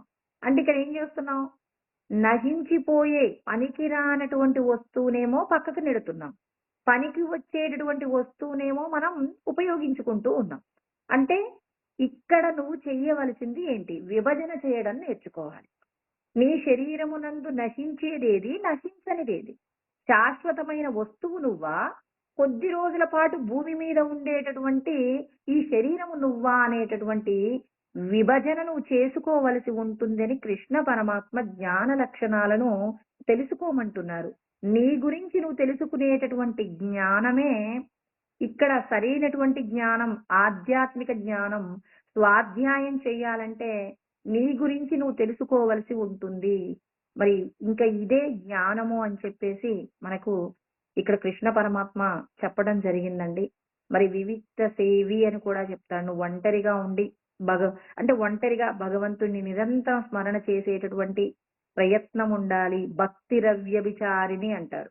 అంటే పంపకము లేనటువంటి భక్తి భగవంతుడితో కలిగి ఉండాలి. భగవంతుడికి భక్తుడికి మధ్య ఎటువంటి అనినాభావ సంబంధం ఉండాలి అంటే నువ్వు నేను ఏకస్వరూపంగా ఉన్నామే తప్ప మన ఇద్దరికీ కూడా ఏ విధమైనటువంటి వ్యత్యాసము లేదు అనేటటువంటి జ్ఞానము నువ్వు కలిగి ఎప్పుడూ నువ్వు భగవంతుడితో కలిసి ఉండేటటువంటి ప్రయత్నం నువ్వు చెయ్యవలసి ఉంటుంది అని చెప్పేసి కృష్ణ పరమాత్మ మనందరికీ చెప్తున్నారు. ఇక జ్ఞేయము అంటే పరమాత్మ అండి. మరి నిర్వికారమైనటువంటి నిర్గుణమైనటువంటి పరబ్రహ్మమును తెలుసుకోవడమే ఆయన. బహిరంతచ్చ భూతానాం అచరం చరమేవచ, కదిలేటటువంటి కదలనటువంటి సమస్త చరాచర ప్రాణులయందు లోపట బయట ఆయనే వ్యాపించి ఉన్నాడు. ఆయనే విశ్వమంతటా కాళ్ళు చేతులు తర్వాత శిరస్సు మరి అన్నింటా అంతటా ఆయనే ఉన్నాడు. ఆయన లేకుండా ఈ సృష్టిలో ఏదీ లేదు. జ్యోతిషామపి తజ్జ్యోతి తమసః పరముచ్యతే అంటారు. అంటే జ్యోతులన్నింటినీ వెలిగించేటటువంటి పరంజ్యోతి స్వరూపంగా ఉంటాడు ఆ పరబ్రహ్మం అన్నమాట. జ్యోతులు అంటే నతత్ర సూర్యో భాతి న చంద్ర తారకం నేమా విద్యుతో భాంతం కుతోయమగ్ని తమేవ భాంతం అనుభాతి సర్వం అంటారు. ఉపనిషత్తుల యందు చాలా ఉపనిషత్తుల యందు ఈ శ్లోకం ఉంటుందన్నమాట. పరమాత్మను పరబ్రహ్మము ఇక్కడ పరంజ్యోతి అంటున్నాం కదండి. ఆ పరంజ్యోతి గురించి చెప్పబడిన మాట ఏంటంటే సూర్యుడు వెలిగించలేరు, నక్షత్రాలు వెలిగించలేవు, అగ్ని వెలిగించలేదు, చంద్రుడు వెలిగించలేరు, ఇక ఈ విద్యుత్తు వెలిగించలేదు. పరమాత్మ ప్రకాశిస్తే పరమాత్మ నుంచి వీళ్ళందరూ శక్తి తీసుకొని లోకాలన్నింటినీ కూడా పరిపాలిస్తున్నారు. అంటే లోకాలన్నీ ప్రకాశిస్తున్నాయంటే సూర్యచంద్రులు ఎవరి దగ్గర నుంచి శక్తి తీసుకుంటున్నారు? వెలిగేటటువంటి దేవుళ్ళుగా మనం మొక్కుకుంటున్న వాళ్ళందరూ కూడా పరంజ్యోతి స్వరూపమైన పరబ్రహ్మము నుంచి శక్తి తీసుకొని ఈ లోకాలన్నింటినీ కూడా పరిపాలిస్తున్నారు. అటువంటి పరంజ్యోతి స్వరూపంగా ఉన్న ఆయన ఎక్కడున్నాడు అంటే మన లోపటే ఉన్నాడు. జ్ఞానం జ్ఞేయం జ్ఞానగమ్యం హృది సర్వస్య విష్ఠితం. మనందరి యొక్క హృదయాలలో ఉన్నాడు. ఎక్కడుంటాడు? గుహ్వరేష్టం గుహాహితం గూఢమను ప్రవిష్టమని ఉపనిషత్తులో చెప్పబడుతుందండి. అంటే చీకటి హృదయం అనేటటువంటి చీకటి గుహలో ఆ ఈశ్వరుడు రహస్యంగా చీకటి ప్రాంతంలో ఉంటాడట. ఎవ్వరికి కనపడకుండా ఉంటారట. మరి కనపడకుండా ఉన్నటువంటి ఆ పరబ్రహ్మమును మనం తెలుసుకోవాలి. అందుకే గజేంద్ర మోక్షంలో పిలుస్తారు కదండి. లోకంబులు లోకేశులు లోకస్తులు తెదిన తెది తెగిన తుదిన్ పెంజీకటి కావలనెవ్వడు నేకాకృతిన వెలుగుచుండు నేనాతని సేవింతున్ననంటారు. అంటే లోకాలున్నాయి, లోకాలను పరిపాలించే పరిపాలకులు ఉన్నారు, లోకంలో పరిపాలించబడేటటువంటి వాళ్ళు ఉన్నారు, ప్రజలు ఉన్నారు. మరి వీళ్ళందరూ వీళ్ళందరూ ఉండేదాన్ని లోకాలంటారు. ఈ లోకాలకు ఆవల ఉన్నటువంటి దానిని అలోకంబగు పెంజీకటి అంటారు. అంటే ఇక్కడ ఈ లోకాలన్నీ దాటిన తర్వాత సూర్యుడు ప్రకాశించేంత వరకు ఆ లోకం ప్రకాశవంతంగా ఉంటుంది. సూర్యుడి యొక్క శక్తి కూడా లేనటువంటి ప్రదేశం చీకటిగా ఉంటుంది. ఆ చీకటిలో పరంజ్యోతి స్వరూపంగా ప్రకాశించేటటువంటి పరబ్రహ్మమును నేను సేవిస్తున్నానన్నాను. అంటే మనందరికీ కూడా కృష్ణ పరమాత్మ చెప్తున్నారు, మీ లోపట అలా ప్రకాశించేటటువంటి పరంజ్యోతి స్వరూపాన్ని మీరు తెలుసుకోవాలి. ఇది జ్ఞేయము. ఈ జ్ఞానము లేకుండా మీకు ఎన్ని శాస్త్రాలు వచ్చినా, నాకు ఇన్ని శ్లోకాలు వచ్చండి, నేను ఇంత బాగా పాడగలనండి, ఇంత బాగా పఠనం చేయగలనండి అంటే అందులో ఉన్న అర్థం తెలిసినా నీ లోపట ఉన్న పరమాత్మ అనుభూతి కలగకపోతే, అంటే ఆత్మానుభూతి కలగకపోతే నీకు ఇన్ని ఉన్నా కష్టమే. అంటే ఆత్మ ఎక్కడెక్కడ ఉంది అంటే సమస్తమునందు వ్యాపించి ఉందనేటటువంటి జ్ఞానము ఏ ఒక్కరికైతే ఉంటుందో వాళ్ళు మాత్రమే పరమాత్మను చేరుకుంటారు తప్ప ఇక అన్యులెవ్వరికీ కూడా పరమాత్మ యొక్క జ్ఞానము అందించబడదు.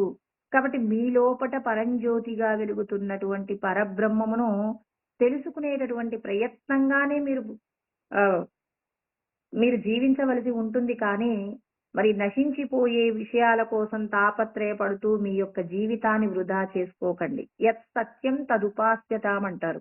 ఏది సత్య వస్తువో సత్య వస్తువు కోసం ప్రయత్నం చేయండి. అనవసరమైన విషయాల కోసం అని చెప్పి ప్రయత్నాలు చేయకండి. సత్య స్వరూపమైనటువంటి జ్ఞాన స్వరూపాన్ని తెలుసుకోండి. ఆయన్ని పొందాలంటే ఎటువంటి కర్మ చేయాలో ఆ కర్మ చేయడం కోసం నిరంతరం ప్రయత్నం చేయాలే కానీ నశించిపోయే వస్తువుల కోసం నాకు ఇంతుంటే సంతోషం అని చెప్పి నశించిపోయే వాటి కోసం మీరు ప్రయత్నం చేయకండి అని చెప్పి కృష్ణ పరమాత్మ మనందరికీ చెప్తున్నారండి. జ్ఞేయ లక్షణాలు అయితే 13వ అధ్యాయం 13వ శ్లోకం నుంచి 18వ శ్లోకం వరకు చెప్పారు. నేను మొత్తం చెప్పలేదండి, కొన్ని మాత్రమే చెప్పాను. ఇక జ్ఞాన లక్షణాలు కూడా నేను అందులో కొన్ని 2-3 వదిలేశాను.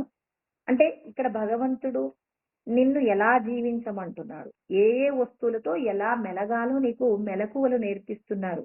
భార్యా బిడ్డలతో నువ్వు సుఖంగా సంతోషంగా ఉండు, కానీ ఇవన్నీ ఈశ్వర ప్రసాదం లాగా స్వీకరించి ఈశ్వరుడి అనుగ్రహం వల్ల నాకింత అనుకువ కలిగినటువంటి భార్య దొరికింది. ఈశ్వరుడి యొక్క అనుగ్రహం వల్ల ఇలాంటి పిల్లలు కలిగారు. ఈశ్వరుడి యొక్క అనుగ్రహం వల్ల నాకు ఈ ఇల్లొచ్చిందని ప్రతి విషయాన్ని ఈశ్వరుడితో అనుసంధానం చేసుకున్నప్పుడు, ఇక మనం దేహాన్ని విడిచిపెట్టవలసి వచ్చినప్పుడు, ఈశ్వరుడి అనుగ్రహం వల్ల నేను ఈ దేహాన్ని విడుస్తున్నానన్నారనుకోండి. ఇప్పుడు మనం ఈ మిగిలిన విషయాలన్నీ వదిలిపెట్టి భగవంతుడినే పట్టుకుంటాం. భగవంతుడితోనే ఐక్యమవుతాం. అలా కాకుండా ఇదంతా నా వల్లే జరుగుతుందని కర్తృత్వాన్ని మన మీద వేసుకుంటే దుర్యోధనుడిలాగా నశించిపోవలసి వస్తుంది. దుర్యోధనుడు కూడా అంతే కదండి. నేను చేస్తున్నాననేటటువంటి అహంభావము చేత మరి ప్రతి ఒక్కరిని, గురువుని, పెద్దలను అందరినీ కూడా బాధ పెడుతూ తన యొక్క రాజ్యకాంక్ష నెరవేర్చుకోవడం కోసం అని చెప్పేసి మరి విపరీతమైనటువంటి చర్యలన్నీ కూడా చేస్తాడు. అతని యొక్క అహంకారమే తన యొక్క మృత్యువుకి హేతువైంది. తాను మరణించేటప్పుడు ఒక మాట అంటాడట, 2 తొడలు యుద్ధ భూమిలో 2 తొడలు విరిగి పడి ఉన్నప్పుడు, నేను మా తాత భీష్మాచార్యుల వారు చెప్పినట్టుగా ఆనాడే సంధి చేసుకుని ఉంటే ఇవాళ నాకు ఆ పరిస్థితి వచ్చి ఉండేది కాదు అని చెప్పి ఏడుస్తాడట. చేతులు గాలిన తర్వాత ఆకులు పట్టుకొని లాభం లేదన్నట్టు తనకు మృత్యువు ఆసన్నమయ్యేటువంటి సమయంలో అప్పుడు తెలిసొచ్చిందట. మా తాతగారు ఎన్ని రోజుల నుంచో చెప్పారు, ఈ యుద్ధం వినాశనానికే కారణమవుతుంది తప్ప మరి శాంతిని ప్రసాదించదు. ఇది నీ యొక్క రాజ్యాన్ని నువ్వు పోగొట్టుకుని నువ్వు ప్రాణాలను పోగొట్టుకుంటావు.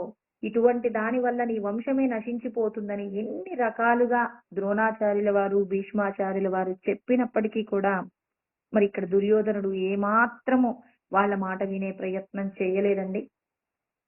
చేయకుండా ఇప్పుడు భీష్మాచార్యుల వారిని కాపాడేటటువంటి ప్రయత్నంగా సైన్యాన్ని అందరికీ కూడా ఆదేశాలు ఇస్తూ ఉన్నారు.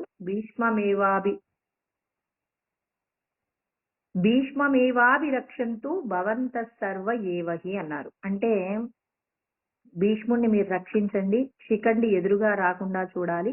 శిఖండి ఎదురుగా వస్తే ఆ భీష్మాచార్యుల వారు యుద్ధం చెయ్యరు అని చెప్పేసి అందరికీ కూడా ఆదేశాలను ఇస్తూ ఉన్నారనమాట.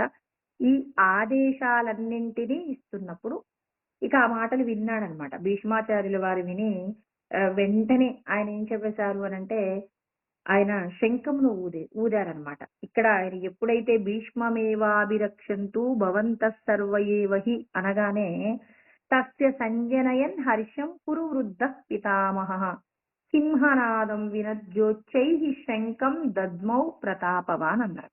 అంటే ప్రతాపవాన్ అంటే బాగా పరాక్రమము, ఎప్పుడు ఎక్కడా ఓటమే తెలియనటువంటి పరాక్రమవంతుడైనటువంటి భీష్మాచార్యుల వారు సంతోషాన్ని ద్రోణాచార్యుల వారికి జ్ఞానాన్ని చెప్తూ, ద్రోణాచార్యుల వారికి మరి యుద్ధంలో ఉన్నటువంటి వ్యక్తులందరి గురించి కూడా పరిచయం చేస్తూ ఉన్నాడు. మరి దుర్యోధనుడు అక్కడ ఉన్నాడు కదండి.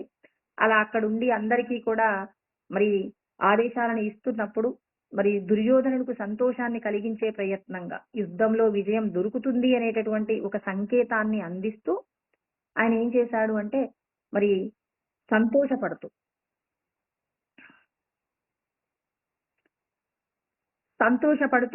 ఏం చేశాడు అంటే ఇక్కడ సింహనాదం వినజ్యోచి అంటే ఒక బిగ్గరగా ఒక సింహము ఎలా అయితే గర్జిస్తుందో అలాగా ఒక పెద్ద ధ్వనిని చేసి శంఖమును పూరించాడట. అంటే సంతోషము తెలియచేసే ప్రయత్నంగా, అంటే యుద్ధాన్ని ప్రారంభించేటప్పుడు ఒక శుభ సూచికగా ఆయన శంఖాన్ని పూరించాడు.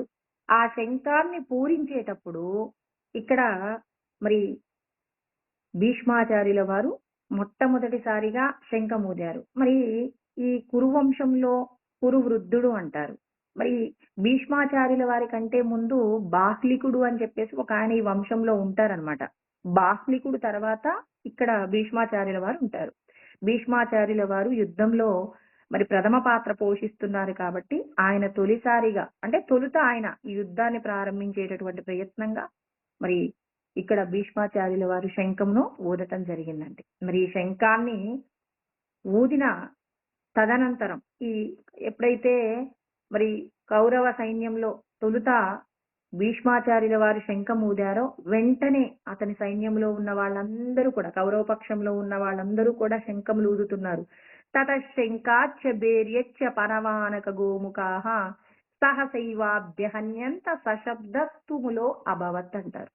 అంటే ఇక వెంటనేనండి, ఎప్పుడైతే భీష్మాచార్యుల వారు సింహనాదం చేస్తూ ఎప్పుడైతే శంఖమును ఊదారో, ఇక ఆ శంఖమును ఊదగానే వెంటనే ఆయన ఏం చేస్తున్నాడంటే, ఇక ఆయన సైన్యంలో ఉన్న వాళ్ళందరూ కూడా మరి వాళ్ళ దగ్గర ఉన్నటువంటి శంఖములను ఊదుతున్నారు. తర్వాత ఆ పలకలు, తర్వాత ఊదు కొమ్ములు, బేరీలు అన్నీ కూడా వెంటనే ఒక బిగ్గరగా ఒక పెద్ద శబ్దం వచ్చేలాగా, మరి నలుదిశలా కూడా యుద్ధం ప్రారంభమవుతుందని అర్థం కావడానికి సూచనగా వీళ్ళేం చేశారు, ఒక పెద్ద శబ్దాన్ని ఇస్తూ వాళ్ళ దగ్గర ఉన్న వస్తువులన్నీ కూడా ఉపయోగించారు. శంఖములు ఉన్న వాళ్ళందరూ శంఖములు ఊదారు. తర్వాత తప్పెటలు, బేరీలు, పలకలు ఇవన్నీ కూడా మరి పెద్ద పెద్ద ధ్వనిని ఈ నలుదిశలా కూడా వ్యాపింపచేశారట.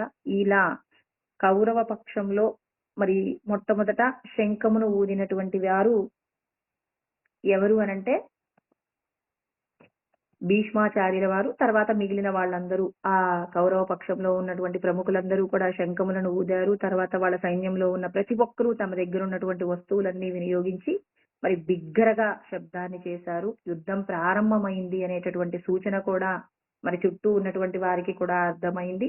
తర్వాత ఇప్పటి వరకు కూడా మరి కృష్ణ పరమాత్మ గురించి మనం చెప్పుకోలేదండి. కృష్ణ పరమాత్మ ఇక యుద్ధ భూమిలో ఉన్నారు. తతశ్వేతైర్హయైర్యుక్తే మహతి స్యందనే స్థితౌ మాధవ పాండవశ్చైవ దివ్యౌ శంకౌ ప్రదద్మతుః. అంటే ఇక్కడ చూడండి, ఇక్కడ ప్రారంభం చేసేటప్పుడే భగవద్గీత ప్రారంభం చేసేటప్పుడు ధర్మక్షేత్రే, ధర్మము అనే పదం చెప్పారు. ధర్మము అనేది దేనికి? ధర్మము ఎవరైతే ధర్మాన్ని ఆచరిస్తారో ఆచరించినటువంటి వారికి విజయం ఉంటుంది అనే మాట మనం ప్రారంభిస్తూ చెప్పుకున్నామండి. తర్వాత ఇక్కడ కృష్ణ పరమాత్మ గురించి చెప్తున్నప్పుడే తతశ్వేత, తెల్లని తెలుపు గురించి మాట్లాడారు. ఇక్కడ వాళ్ళ యొక్క రథానికి ఉన్నటువంటి గుర్రములు తెల్లటి అశ్వములండి. తెలుపు ధర్మాచరణకు గుర్తుగా చెప్తారనమాట. అంటే తెలుపు స్వచ్ఛతకు గుర్తు, సాత్వికమైనటువంటి సత్వగుణానికి ప్రతీకగా చెప్తారు. కాబట్టి మరి తెల్లని గుర్రాలు కలిగినటువంటి తతశ్వేతైర్హయైర్యుక్తే మహతి స్యందనే స్థితౌ, గొప్పదైనటువంటి మరి ఒక రథము యందు మరి ఎవరెవరున్నారు? మాధవ పాండవశ్చైవ శంఖం దద్మౌ ప్రదద్మతుః అంటారు. శంఖమును వీళ్ళు ఏం చేశారు అంటే ఊదటం జరిగింది. అంటే ఇక్కడ మాధవుడు తొలిసారిగా శంఖమును ఊదారు. మాధవుడు తర్వాత అంటే శ్రీకృష్ణ పరమాత్మ తొలుతగా శంఖమును పూరించారు. చూడండి, ఈయన కేవలం రథసారథ్యాన్ని మాత్రమే చేస్తానన్నారు. కానీ పాండవుల పక్షాన తొలిసారిగా శంఖమును ఊదింది ఎవరు అంటే కృష్ణ పరమాత్మ. అంటే దీనిని బట్టే అర్థం చేసుకోవాలి. పాండవులకు విజయము తథ్యము అంటే సాక్షాత్తు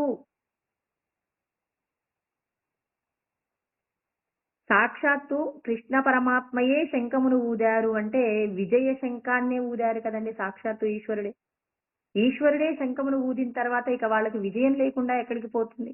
కాబట్టి ఇక్కడ మాధవ అంటే మా అంటే లక్ష్మీదేవి, దవహ అంటే లక్ష్మీదేవి అంటే సంపదలకు అధిపతి అయినటువంటి అధినాయకుడైనటువంటి మరి శ్రీకృష్ణ పరమాత్మ శంఖమును ఊదారు. తర్వాత ఇక్కడ అర్జునుడి గురించి మాట్లాడుకోవాలి. ఇక్కడ అర్జునుడికి ఉన్నటువంటి ఏ ఏ వస్తువులు ఉన్నాయంటే ఆయనకు సంబంధించి ఇక్కడ రథం గురించి మాట్లాడుకున్నాం కదా. ఇతని దగ్గర ఉన్నటువంటి రథము, తర్వాత గాంధీవము ఎవరిచ్చారు అనంటే కాండవ దహనం చేశానండి. కాండవ దహనం చేసినప్పుడు అగ్నిదేవుడు వరంగా ఇస్తాడు, ఇతనికి బహుమానంగా ఇస్తాడండి. ఏమేంటి? రథాన్ని ఇస్తాడు, రథంతో పాటుగా గాంధీవంను కూడా ఇస్తాడండి. ఎందుకు కాండవ దహనం జరిగింది అంటే సూక్ష్మంగా చెప్తాను. అగ్నిదేవుడు కట ఒక ఆమె పరమ భక్తితో ఎక్కువ నెయ్యితో యజ్ఞం చేయించిందట. నెయ్యి ఎక్కువగా తాగి ఉండటం వలన అగ్నిదేవుడికి దాహం పుట్టిందట. సుమారు 1 సంవత్సరం పాటు అతని అంటే నెయ్యి ఎక్కువగా తీసుకుంటే అజీర్ణం ఎక్కువగా ఉంటుంది కదా. అగ్నిదేవుడికి కూడా ఆ బాధ కలిగిందంటండి. అగ్నిదేవుడి యొక్క ఆ బాధ తొలగాలి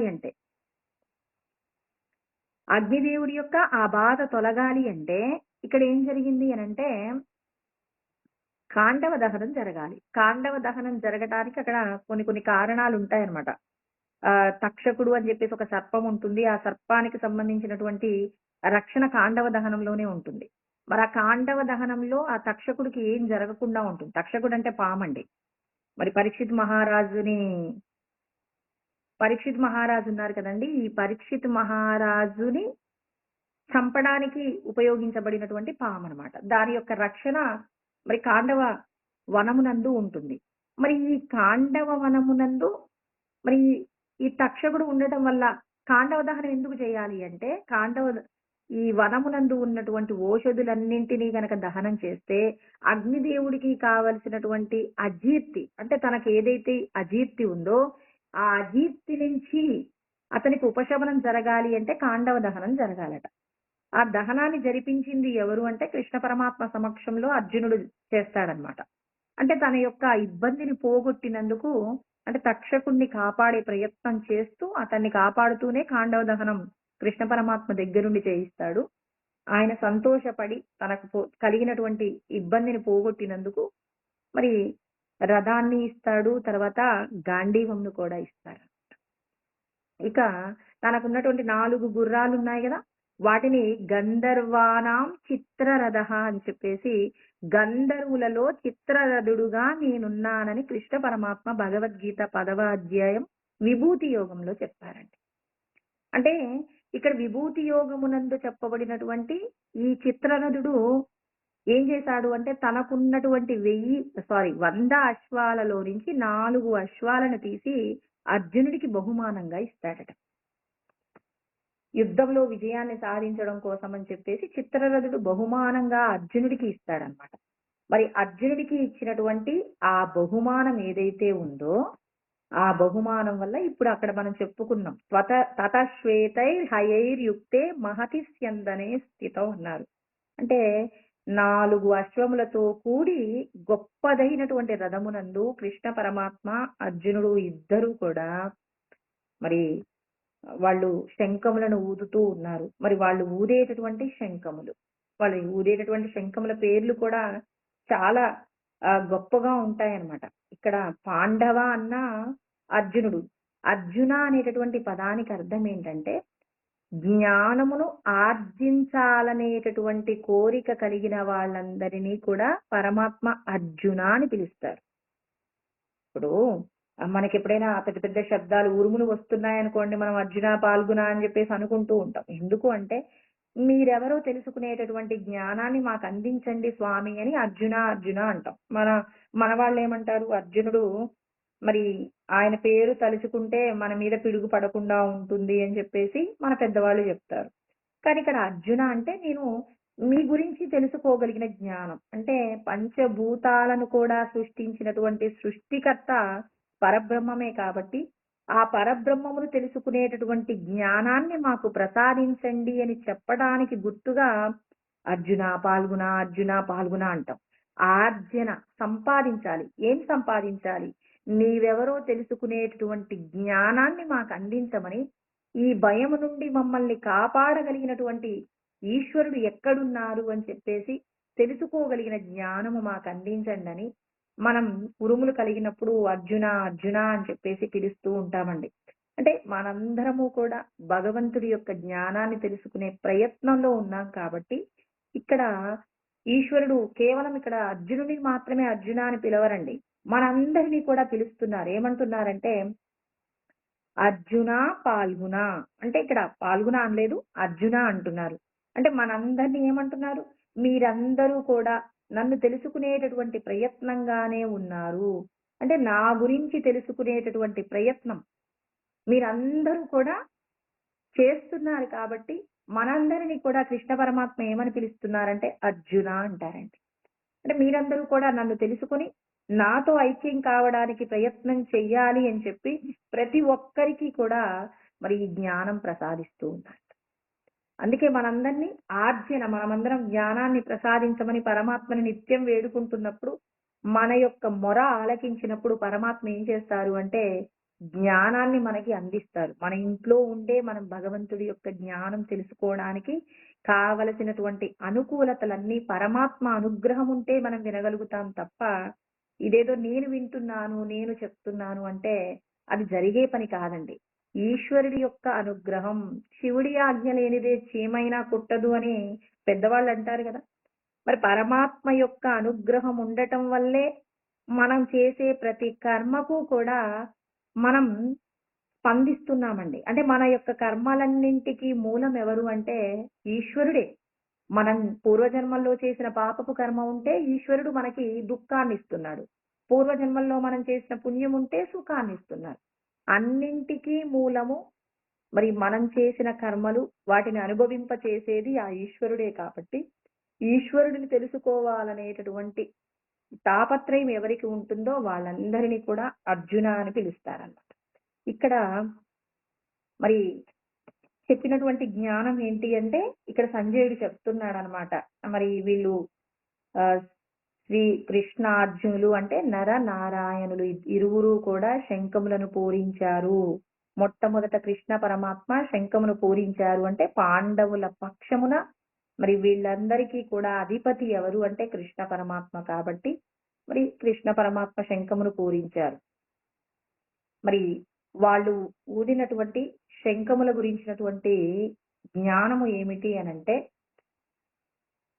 ప్రతి ఒక్కరికి కూడా చెప్తున్నారు. పాంచజన్యం ఋషికేశో దేవదత్తం ధనంజయ పౌండ్రం దద్మౌ మహాశంకం భీమకర్మ వృకోదర అన్నారు. ఇక్కడ ఒక్కొక్కరి గురించి వివరించారండి. వివరించారు. ఇక్కడ పాంచజన్యం అనేటటువంటి శంఖమును కృష్ణ పరమాత్మ పూరించారు. మరి ఇక్కడ కృష్ణ పరమాత్మకు పెట్టిన పేరు కూడా విచారణ చేయాలి. భగవద్గీతలో వచ్చిన ప్రతి ఆ పదానికి సంబంధించినటువంటి జ్ఞానాన్ని మనకు పెద్దలు అందించారు. రిషికేశ అంటే ఇంద్రియములను జయించినటువంటి వారిని రిషికేశుడు అంటారు. ఇక్కడ కృష్ణ పరమాత్మ ఇంద్రియములను జయించారండి. తాను ఏదైతే అనుభవించాలనుకుంటాడో దానినే అనుభవిస్తాడు. అది ధర్మబద్ధమై ఉంటుంది. ఇప్పుడు మనం కూడా ఇంద్రియములను జయించగలిగిన స్థితి మనకి రావాలనుకోండి. ఆ స్థితి రావాలి అంటే ఏం చేయాలి? ఇక్కడ మనం ప్రతి ఒక్కరూ కూడా మనం భగవంతుడు చెప్పిన విధంగానే ప్రవర్తిస్తున్నామా? ఆయన చూడమన్నవే చూస్తున్నానా? ఆయన తినమన్నవే తింటున్నామా? తినటం గురించి వచ్చింది కాబట్టి చెప్తాను. ద్వౌ భాగౌ పూరయేదన్నం తోయేనైకం ప్రపూరయేత్ మారుతస్య ప్రచారార్థం చతుర్థమవశేషయేత్ అంటారు. మన పొట్టని 4 భాగాలుగా చేసుకోవాలట. అంటే శాస్త్రం చెప్తుందండి. శాస్త్రం ఏమని చెప్తుంది? పొట్టని 4 భాగాలు చేసి 2 భాగాలు ఆహారాన్ని తీసుకోండి. అది భగవంతుడు నిర్ణయించిన పదార్థము తప్ప అన్యమైన పదార్థం తినకూడదు. ఇక తోయేనైకం ప్రపూరయేత్ ఒక భాగాన్ని నీటితో నింపాలట. మారుతస్య ప్రచారార్థం చతుర్థం అవశేషయేత్ 4వ భాగాన్ని ఏం చేయాలి అనంటే గాలి కోసం ఉపయోగించాలట. మనం ఏం చేస్తాం? రుచిగా పదార్థం ఉంటే నీళ్లు తాగడం ఆపేస్తాం. గాలి పీల్చడానికి కూడా అవకాశం లేనంత గొప్పగా మనం ఆహారం తింటాం. ఎందుకు అంటే మన పొట్టకి మన యొక్క నాలుకకి ఇద్దరికి కూడా మరి పొత్తు కుదరదండి. పొట్ట ఏమో ఇంకా చాలండి, ఇంకా నాకు వద్దండి, నేను తినలేనంటుంది.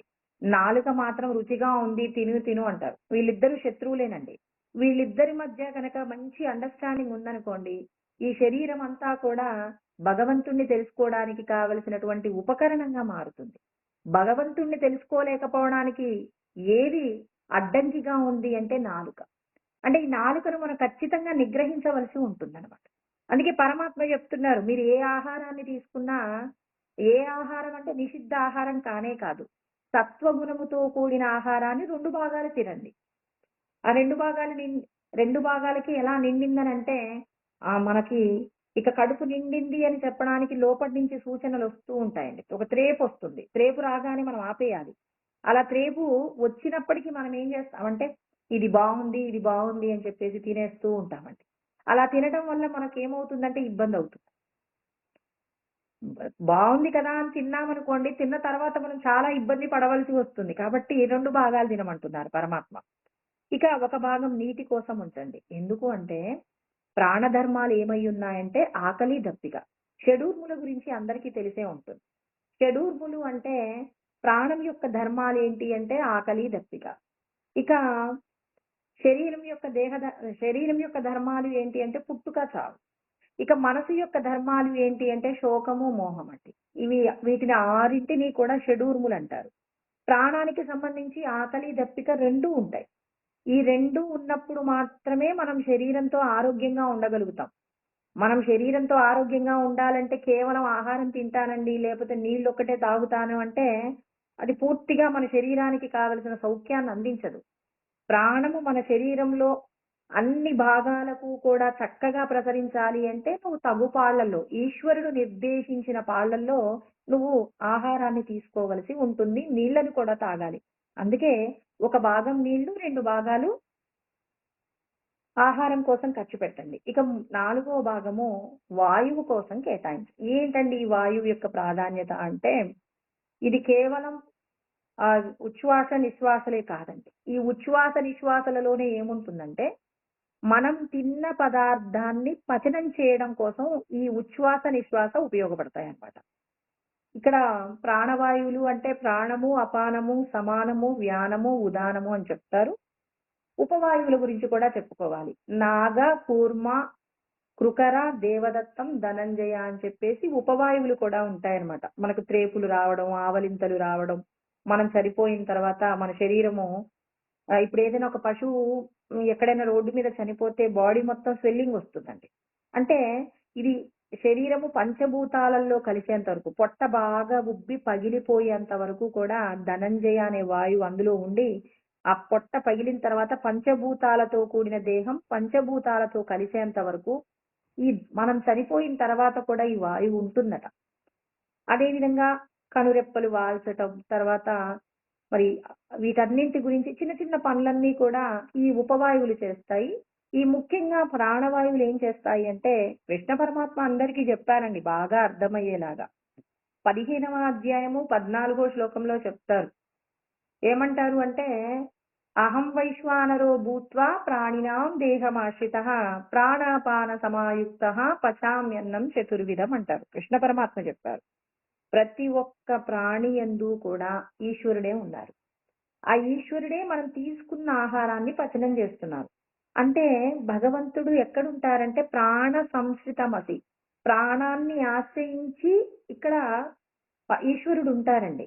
మరి ఇప్పుడు ఈ ప్రాణవాయువు లోపలికి బయటికి వస్తూ ఇక్కడ అంటే భగవంతుడే ఉచ్ఛ్వాస నిశ్వాస రూపంలో దేహమునంతటా కూడా ప్రాణవాయువు రూపంలో ఉంటాడండి. ఆయన ఏం చేస్తున్నాడు చెప్తున్నాడు, మనందరికీ అర్థం చేయిస్తున్నాడు. మీరందరూ ఒక పదార్థాన్ని అనవసరంగా మీ పొట్టలోకి వేస్తున్నారంటే నాకు భారం కల్పిస్తున్నారు. నేను కొన్ని పరిమితులు పద్ధతులు పెట్టాను. నేను చెప్పిన పద్ధతుల ప్రకారమే మీరు తినాలి తప్ప మీకు నచ్చినట్టుగా తినాల్సింది లేదు.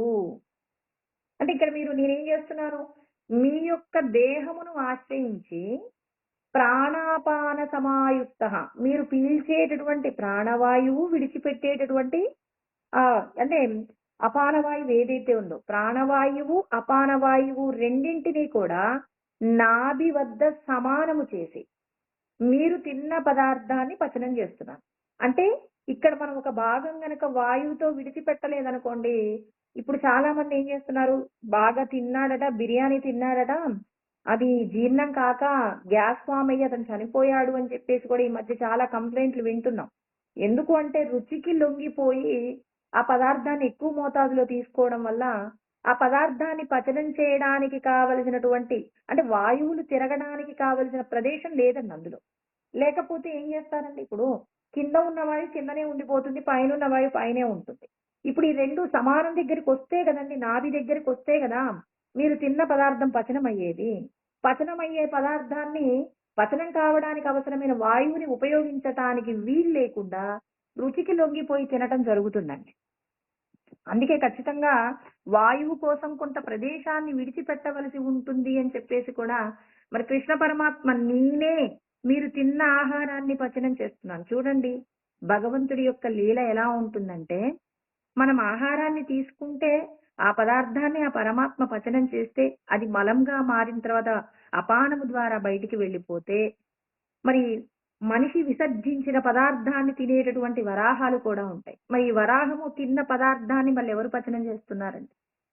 మనం కొన్ని ఇప్పుడు ఈ వరాహము పంది కనిపించిందనుకోండి ఏమంటాం? బెచ్చి బేచి అంటాం. అంటే మరి అది తిన్న పదార్థాన్ని ఎవరు పచనం చేస్తున్నారు? ఈశ్వరుడు నేనే పచనం చేస్తున్నాను అంటున్నారు. మరి అది తిన్న తర్వాత ఆ పదార్థాన్ని ఆయనే దగ్గరుండి జీర్ణం చేసి శక్తినేమో ఆ వరాహానికి కావలసిన శక్తి రూపంలో అందించి, అందులో ఉన్నటువంటి వృధాగా ఉన్న పదార్థాన్ని మలం రూపంలో బయటికి పంపించి, ఆ మలము యందు మళ్ళీ కొన్ని ప్రాణులు బ్రతికేలాగా అనేక రకాలైనటువంటి పురుగులు ఆ మలము యందు ఉండిపోతే, ఆ మలము తిన్నటువంటి ఆ పురుగులలో ఉండి ఎవరు పచనం చేస్తున్నారు? నేనే పచనం చేస్తున్నా. అంటే ఇక్కడ మనం భగవంతుడి యొక్క జ్ఞానం తెలుసుకుంటున్నామంటే, సృష్టిలో దేనిని కూడా నువ్వు ఇది ఇది మంచిది కాదు, ఇది హేయమైనది అని అనటానికి నీకు హక్కు లేదు. ఎందుకంటే భగవంతుడు అంతటా ఉన్నాడు, అన్నింటా ఉన్నాడు. నువ్వు దేనిని అసహించుకున్నా, దేనిని ఇది పనికిరాదు అన్నా అన్నింటిలో నేనే ఉన్నానన్నప్పుడు నీకెవరి మీద ద్వేషము, ఎవరి మీద స్నేహమండి? అన్నింటా నేనున్నాను అంటున్నారు కాబట్టి ప్రతి విషయాన్ని కూడా నువ్వు ఏ భగవంతుడి యొక్క సృష్టిలాగా నువ్వు తీసుకొని దేని పట్ల కూడా విరక్తి భావం లేకుండా నువ్వెప్పుడైతే ఉండగలుగుతావో అప్పుడు మాత్రమే భగవంతుడికి నువ్వు నచ్చుతావు. కానీ అయ్యో కొన్నింటి నిషిద్ధాలను నేను చూడనండి అంటే ఉపనిషత్తులన్నీ కూడా చెప్తాయండి.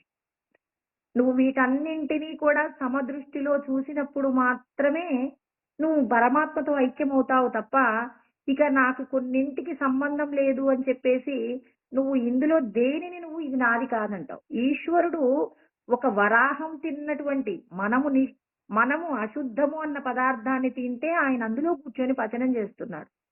నువ్వు భగవంతుడిని ప్రార్థిస్తున్నావంటే ప్రతి ప్రాణి పట్ల నువ్వు భగవంతుడి యొక్క ఆలోచనతోనే చూడవలసి ఉంటుంది తప్ప ఇది అవసరం లేనటువంటిది అని చెప్పేసి నువ్వు ఎప్పుడూ కూడా ప్రయత్నం చేయకూడదు.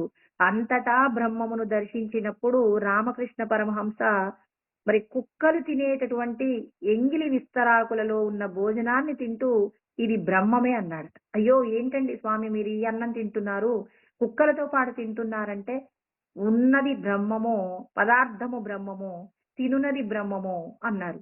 ఆ స్థితి మనకి రావాలి అంటే మనం భగవంతుడి పట్ల ఎంతటి విశ్వాసము భక్తి కలిగి ఉంటామో అలాంటప్పుడు మాత్రమే పరమాత్మను చేరుకుంటాం. అందుకే ఈశ్వరుడు చెప్పిన ప్రతి విషయాన్ని జాగ్రత్తగా అర్థం చేసుకోవాలి. అర్థం చేసుకొని ఆచరణలో పెట్టుకున్నప్పుడు నువ్వు ముక్తి పొందుతావు. కానీ మరి ఆచరణలో పెట్టుకోలేనప్పుడు నువ్వు ముక్తిని పొందలేవు అని చెప్పేసి చెప్తున్నాడు. ప్రతి విషయంలో నువ్వు బ్రహ్మమును చూడగలిగినటువంటి స్థితికి నువ్వు ఎదగాలంటే భగవంతుడి యొక్క ఔన్నత్యాన్ని అణువణువునా నువ్వు తెలుసుకుంటూ ఆయన్ని నువ్వు విశ్వసించి ప్రతి ప్రాణిలో భగవంతుడే ఉన్నారని, ఏ ప్రాణికి కష్టం వచ్చినా ఈశ్వరుడికే కష్టం వచ్చిందని నువ్వు స్పందించగలిగినటువంటి గొప్ప హృదయం నీకు ఉన్నప్పుడు ఆ పరమాత్మ నీ హృదయం నందు ప్రకాశిస్తాడు. అందుకే ఇక్కడ ఆ పరమాత్మ వీటన్నింటినీ జయించాడు కాబట్టి ఋషికేశో ఈయన పాంచజన్యం అనేటటువంటి మరి శంఖమును పూరించాడు. ఈ పంచజనుడు అనేటటువంటి మరి ఒక రాక్షసుని చంపినప్పుడు ఆయన ఎముకలతో తయారు చేయబడినదే ఈ పాంచజన్యం అనేటటువంటి శంఖం అండి. ఆ శంఖాన్ని పూరించడం జరిగింది. ఇక అర్జునుడు ఏం చేశాడు అంటే ఆయన దేవదత్తం అనేటటువంటి శంఖమును పూరించడం జరిగింది. ఆయనకి ఇక్కడ వాడినటువంటి పేరు ఏంటి అంటే ధనంజయ. ధనంజయ అంటే రాజసూయ యాగం జరగడానికి కావలసిన డబ్బునంతా కూడా అర్జునుడు సమకూర్చి పెట్టాడు కాబట్టి మరి ఆ సమకూర్చి పెట్టినందుకు అతనికి ధనంజయ అనేటటువంటి పేరుంది. ఇంకా ధనంజయ అంటే డబ్బు పట్ల అతనికి మరి అంటే సంపదల పట్ల ఏ మాత్రము వ్యామోహం లేకుండా, మరి ఇతని యొక్క వైరాగ్యం ఎందుకండి? మాకున్న సంపదలన్నీ కూడా మా సోదరులకు ఇచ్చేస్తామండి అని చెప్పేసి అన్నాడు. అంటే ఈ సంపదల పట్ల అతనికి విరక్తి భావన అనేది కలిగి ఉంది కాబట్టి, వైరాగ్య భావన కలిగి ఉంది కాబట్టి మనం కూడా ధనంజయ అవ్వాలి అంటే మరి మనకున్నటువంటి సంపద యందు లోభగుణము లేకుండా కష్టంలో ఉన్న వారికి మన వంతుగా ఎంతో కొంత ఉపకారం చేస్తూ మనలో ఉన్నటువంటి లోభత్వాన్ని పోగొట్టుకొని ధనంజయ అనేటటువంటి నామాన్ని మనం కూడా సార్థకత చేసుకున్నప్పుడు భగవంతుడికి దగ్గర అవుతాం. అర్జునుడు కృష్ణ పరమాత్మకు ఎందుకు దగ్గరయ్యాడు అంటే సంపదల పట్ల వ్యామోహం లేదు. ఎప్పుడూ పరులకు ఉపకారం చెయ్యాలనేటటువంటి ఆలోచన తప్ప అన్య విషయాల పట్ల అతనికి ఎప్పుడూ కూడా అతనికి వ్యామోహం లేదు కాబట్టి కృష్ణ పరమాత్మ ఎప్పుడూ కూడా అర్జునుడిని కాపాడేటటువంటి ప్రయత్నంలోనే ఆ, జీవిస్తూ ఉంటాడు. ఆయన బ్రతికున్నంత కాలం అర్జునుడి యొక్క క్షేమాన్ని చూస్తూనే ఉంటాడనమాట. ఇక పౌండ్రం దద్మౌ మహాశంకం భీమకర్మ వృకోదర అంటే ఇక్కడ భీముడు గురించి మాట్లాడతారు. మరి ఎంతో సాహస పరాక్రమాలు కలిగినటువంటి మరి భీముడు ఇక్కడ పౌండ్రము అనేటటువంటి శంఖమును పూరిస్తూ ఉన్నాడనమాట. ఆయన్ని వృకోధరుడు అంటారు. వృకము అంటే తోడేలండి. తోడేలు ఇక్కడ తోడేలు అంటే ఎందుకన్నారంటే ఎంత తిన్నా జీర్ణం చేసుకోగలిగినటువంటి అగ్ని అతనిలో ఉందనమాట. వృకము అనేటటువంటి అగ్ని ఆయన భీముడి యొక్క ఉదరంలో ఉంది కాబట్టి అతన్ని వృకోధరుడు అంటారు. ఇతడు పూరించినటువంటి శంఖము ఏంటి అంటే ఆయన శంఖం పేరు పౌండ్రము అనేటటువంటి శంఖమును ఆయన పూరించటం జరిగింది. ఆ తర్వాత ఇక ధర్మరాజు తర్వాత నకుల సహదేవులు మరి వీళ్ళందరూ పూరించినటువంటి శంఖముల గురించి మళ్ళీ రేపు తెలుసుకుందామండి. ఓం సహనావతు సహనౌ భునక్తు సహ వీర్యం కరవావహై తేజస్వినావధీతమస్తు మా విద్విషావహై. ఓం శాంతి శాంతి శాంతి. ఓం ఆప్యాయంతు మమాంగాని వాక్ప్రాణచక్షుః శ్రోత్రమతో బలమింద్రియాణి చ సర్వాణి సర్వం బ్రహ్మోపనిషదం. అహం బ్రహ్మ నిరాకుర్యాం మా బ్రహ్మ నిరాకరణోద నిరాకరణమస్వ నిరాకరణం మే అస్తు తదాత్మని నిరతేయ ఉపనిషత్సు ధర్మాస్తే మయి సంతు తే మయి సంతు. ఓం శాంతి శాంతి శాంతి.